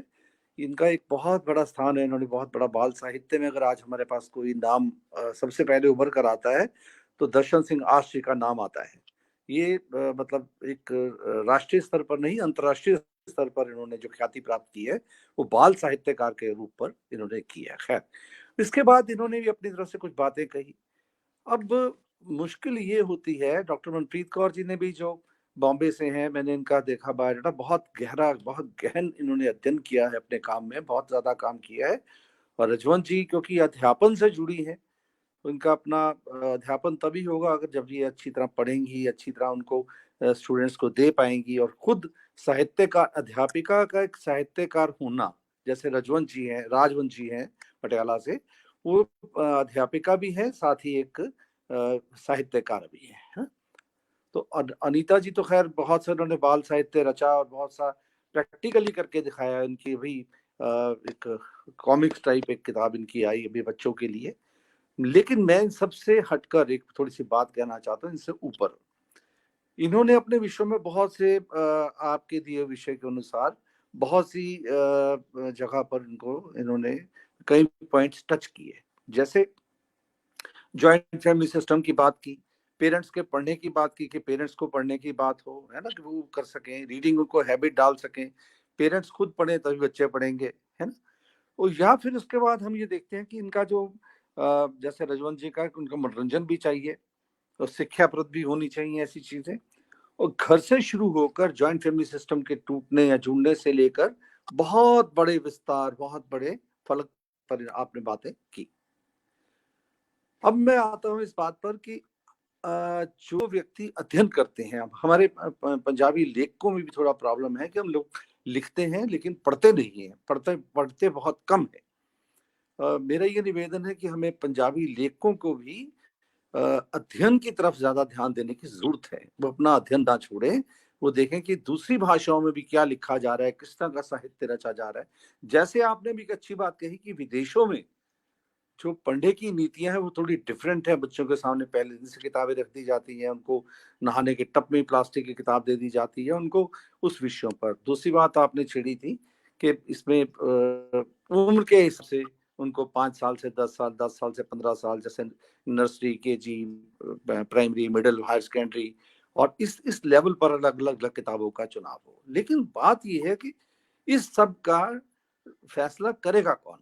आज हम किताब छापते हैं, प्रकाशकों की बात भी हुई, प्रकाशक किताब नहीं छापते हैं, प्रकाशक किताब छापते हैं तो बिकती नहीं है। मेरा मानना है कि प्रकाशक के पास अगर अच्छा साहित्य है और किताबें बिकती हैं, किताबों को पढ़ने के लिए आपको थोड़ा रुझान की जरूरत है। अब बच्चों को भी दोषी ठहराया गया कि उनके हाथ में मोबाइल है। अगर वो लेटेस्ट टेक्नोलॉजी से नहीं जुड़ेंगे तो वो क्या सीख पाएंगे? ये बात अलग है कि हम उनको, वो एक्सप्लॉइट हो रहे हैं। जो साहित्य, जो चीजें मोबाइल से दी जा रही हैं, वो उनको दूसरे तरह से ग्रहण कर रहे हैं। अब वो मोबाइल में मतलब वरदान भी है और श्राप भी है मोबाइल जो है। अब श्राप है तो बच्चे जो उस पर अवेलेबल जो चीजें हैं उसकी तरफ उनका ध्यान ज्यादा है। जैसे कि मानवीय फितरत है वो उस तरफ ज्यादा देखेंगे। घर का माहौल, अकेलापन, क्रच में बच्चों को छोड़ा जाना, या टीचर जो है या जो नौकरियों पर लोग जाते हैं, बच्चों को अकेले छोड़ दिया जाता है क्रच में, तो वो क्या करेंगे? उनके पास कोई रास्ता नहीं है। 2 तरह के लोग सिर्फ किताबें पढ़ रहे हैं, मेरा मानना ये है। एक जो मजबूरी में स्कूलों में पढ़ाया जा रहा है, उनकी मजबूरी है, उसमें वो कोई रद्द-बदल नहीं कर सकते। दूसरा ये है कि जो लेखक हैं ये करते हैं काम। मुझे इत्तफाकन मैंने कुछ किताबों का संपादन किया जिसमें एक बहुत कीमती किताब थी, उसका पंजाबी में थी, एक ही बाल वरेस। किस तरह का ये बचपन है? तो वो बेसिकली चाइल्ड लेबर पर काम था, जो बच्चों पर जो तशद्दुद हो रहा है, बच्चों पर जो अत्याचार हो रहे हैं, उनको लेकर उस पर हमने कुछ कहानी इकट्ठी की। जब मैंने इस के बारे में प्रेस रिलीज जारी की तो मुझे बड़ी खुशी भी हुई, हैरानगी भी हुई कि बहुत सा साहित्य लिखा जा रहा है जो कि आम लोगों तक नहीं पहुंचा। तो हमें प्रयास था कि उस किताब को हम मैक्सिमम लोगों के हाथ में पहुंचे। अब मूल विषय ये है कि किताबें लिखी किसके लिए जा रही हैं? बाल साहित्यकार क्या खुद बच्चों के लिए लिखे, या बाल साहित्यकार को उसका उतना नॉलेज हो कि बच्चों को क्या देना है, उनको मनोरंजन देना है, या उनको क्या करना है। अब जैसे रजवंत जी ने बात की कि शेयरिंग एंड केयरिंग की बात की, तो शेयर क्या करेंगे अगर उनके पास होगा नहीं? हम आज शिकवे शिकायतें ना करके, आज हम एक दूसरे को दोषी ना ठहराकर, उनकी तरफ उंगलियां ना उठाकर, बल्कि हम जो समृद्ध साहित्य है उसकी तरफ ध्यान दें। अभी रविंद्रनाथ टैगोर को आप देखें, उनकी बहुत सी कहानियां बच्चों पर हैं, बांग्ला साहित्य में है, दूसरे साहित्य में। हम लोग अपनी ही भाषा से ऊपर नहीं उठ पाते हैं। अपनी भाषा में भी बहुत सा काम हुआ है, मेरा मानना है। मैं बहुत आशावान हूँ इस बात को लेकर। जैसे महिला लेखन पर काम पर किसी ने कहा कि पंजाबी में लिखने वाले बड़े कम है, आप हिंदी में लिखिए, आप हिंदी में आ जाइए। तो मैंने उस समय भी एक 150 के करीब कहानियां एकत्रित कर ली पंजाबी कथाकारों के महिला लेखन के ऊपर, और 101 कहानियों की 2 किताबें 2 वॉल्यूम में छापी। तो हमें इस तरह निराश होने की जरूरत नहीं है, लेकिन हमें रास्ता चुनना पड़ेगा। ठीक रास्ता ही हमें ठीक दिशा की ओर चलाते हुए ठीक मंजिल की ओर लेके जाएगा।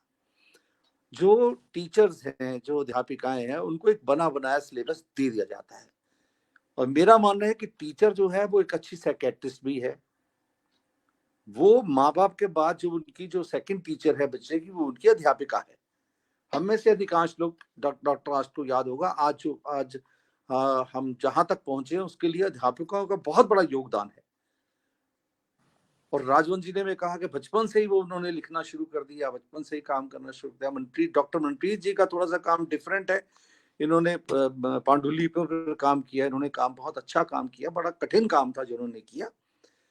अब साहित्यकार क्या लिखे, किसके लिए लिखे, और किन हाथों में चीज वो पहुंच सके, किस फील्ड में वो किताब लिखी जाए, किस तरह की बच्चों को, क्या उनको छोटी छोटी वही चंदामा, पराग, नंदन जैसी पत्रिकाएं निकलती थी, दीवाना तेज निकलती थी, या इस तरह की जो पत्रिकाएं निकलती, वो सब बंद हो गई। अब कहाँ है वो पत्रिकाएं, है नहीं। कहाँ जाए वो, कहाँ पर लिखे, किन लोगों को के लिए लिखे, ये बड़ा कठिन सा काम है। बिल्कुल एक इसमें कोई विभाजन रेखा नहीं है कि हम इस तरह का लिखें, इस तरह के, लेकिन एक दायित्व है। दायित्व किस पर है? वो है आज के लेखकों पर। जैसे डॉक्टर आष्ट काम कर रहे हैं, ये बाल साहित्य में अपना लेखन भी इनका है, और ये दूसरों के लेखन को लेकर भी बहुत सा काम कर रहे हैं कि और क्या लिखा जा रहा है। बहुत बड़ा काम है इनका। और राजवंत जी इनके सहायक के तौर पर इनके साथ है, इनकी जीवन संगनी इनके साथ बहुत काम कर रही है। और हालांकि मैंने डॉक्टर मनप्रीत कौर जी को पहले नहीं पढ़ा, इनके बारे में ज्यादा मेरे पास इंट्रोडक्शन नहीं थी, लेकिन जैसे कि इनकी बातों से जाहिर हुआ कि इनका अध्ययन और अध्यापन दोनों में रुचि बहुत ज्यादा है, बहुत बड़ा काम कर रही है। तो एक एक चीज, एक एक तिनका, एक एक तीला इकट्ठा करना पड़ेगा, तभी जाकर एक विस्तृत रूप लेगा, और उससे तभी जो फालतू का साहित्य है वो निकल सकेगा, जो हमारे समाज को दिशाहीन कर रहा है। मैं देखता हूँ हमारे बहुत से जो टीचर्स हैं, अध्यापिकाएं हैं, या जो प्रोफेसर्स हैं, या यूनिवर्सिटी में काम कर रहे हैं लोग, बहुत बड़ा वैक्यूम है, खाली पड़ी हैं कुर्सियां, वहां चेयर्स खाली पड़ी हैं। कोई ऐसी यूनिवर्सिटी ने कोई भी ऐसा काम नहीं किया कि जो कोई चेयर स्थापित की गई हो बाल साहित्य के लिए। एक भी यूनिवर्सिटी में ऐसा काम नहीं है जहां बाल साहित्य पर काम हो रहा हो। एक भी ऐसे विद्वान जन नहीं है, प्रोफेसर नहीं है, जो बच्चों के बाल साहित्य को लेकर रुचित हो। हम बच्चों को क्या देंगे? हम बच्चों को अगर आज हम वही पुरानी कहानियां, उनकी राक्षसों की कहानियां, देवियों की कहानियां, चमत्कारिक कहानियां वही पढ़ाते सुनाते जाएंगे, तो हमारे बच्चे तो बहुत पिछड़ जाएंगे। आज हमें किस चीज की जरूरत है? वैज्ञानिक सोच लेकर, हमें वैज्ञानिक आधार को लेकर, हमें आज के समाज में जो घटित हो रहा है उसको लेकर उस तरह के साहित्य रचनाएं पैदा करने की जरूरत है। मेरा मानना ये। स्वागत है। बहुत जी जी सर, आपने बहुत अच्छी जानकारी दी, और मतलब जो कहना चाहिए था कि हम एक दूसरे की आलोचना ना करें, हम अपने बाल साहित्य को किस तरह समृद्ध बनाएं, उस पर ज्यादा विचार हम लोगों को करना चाहिए। तो जहां तक मैम, मैं सर ਦੀ ਗੱਲ ਦੇ ਵਿੱਚ ਕੁਝ ਐਡ ਕਰਨਾ ਚਾਹੁੰਦੀ ਹਾਂ। ਸਰ ਨੇ ਬਹੁਤ ਵਧੀਆ ਤਰੀਕੇ ਨਾਲ ਆਪਣੇ ਗੱਲ ਨੂੰ ਪੇਸ਼ ਕੀਤਾ। ਬਿਲਕੁਲ ਸਹੀ ਹੈ, ਸਾਨੂੰ ਸਭ ਨੂੰ ਮਿਲ ਕੇ ਹੰਬਲਾ ਮਾਰਨਾ ਪੈਣਾ ਹੈ। ਕੋਈ ਵੀ ਇੱਕ ਇਨਸਾਨ ਜਾਂ ਇੱਕ ਸਾਹਿਤਕਾਰ ਨਹੀਂ ਕਰ ਸਕਦਾ ਹੈ ਨਾ ਕੋਈ ਵੀ ਕੰਮ। ਜੋ ਬਿਲकुल जो सर ने समाज की गल की है, एक टीम वर्क है ना। वही, और सारे अगर हमको देखिए, जब हम पाश्चात्य सभ्यता से बहुत कुछ ले रहे हैं, खाने पीने पहनावे से लेके सब कुछ, तो हम इसको उनकी अच्छी बातों को क्यों ना अपनाएं? क्यों नहीं? तो हमें इसमें भी बिल्कुल बेहिचक होके पाश्चात्य की अच्छी बातों को भी हमें अपनाना चाहिए। और मुझे लगता है हमारी आज की चर्चा जो है बहुत सार्थक रही है, और हमारे साथ बहुत सारे दर्शक जुड़े रहे, जिनके प्रश्न भी मैं पढ़ नहीं पाई समय के अभाव के कारण, लेकिन मैं उनका भी बहुत बहुत सादर धन्यवाद करती हूँ। और हमारे अतिथियों का जो आप सब ने अपने कीमती समय में से समय निकाला इस कार्यक्रम के लिए और इतने बहुमूल्य अपने विचार हमारे दर्शकों के समक्ष प्रस्तुत किए। मैं नीदरलैंड के सभी दर्शकों और भारत के दर्शकों और अंतर्राष्ट्रीय सभी दर्शकों का की तरफ से आप लोगों को धन्यवाद देती हूँ। अगले माह फिर मिलेंगे हम एक नए विषय और एक नई भारतीय भाषा के साथ। तब तक के लिए धन्यवाद। धन्यवाद। Thank you so much ma'am. शुक्रिया, बहुत अच्छा लग गया सारे नाल जुड़ के। बहुत वधिया प्लेटफॉर्म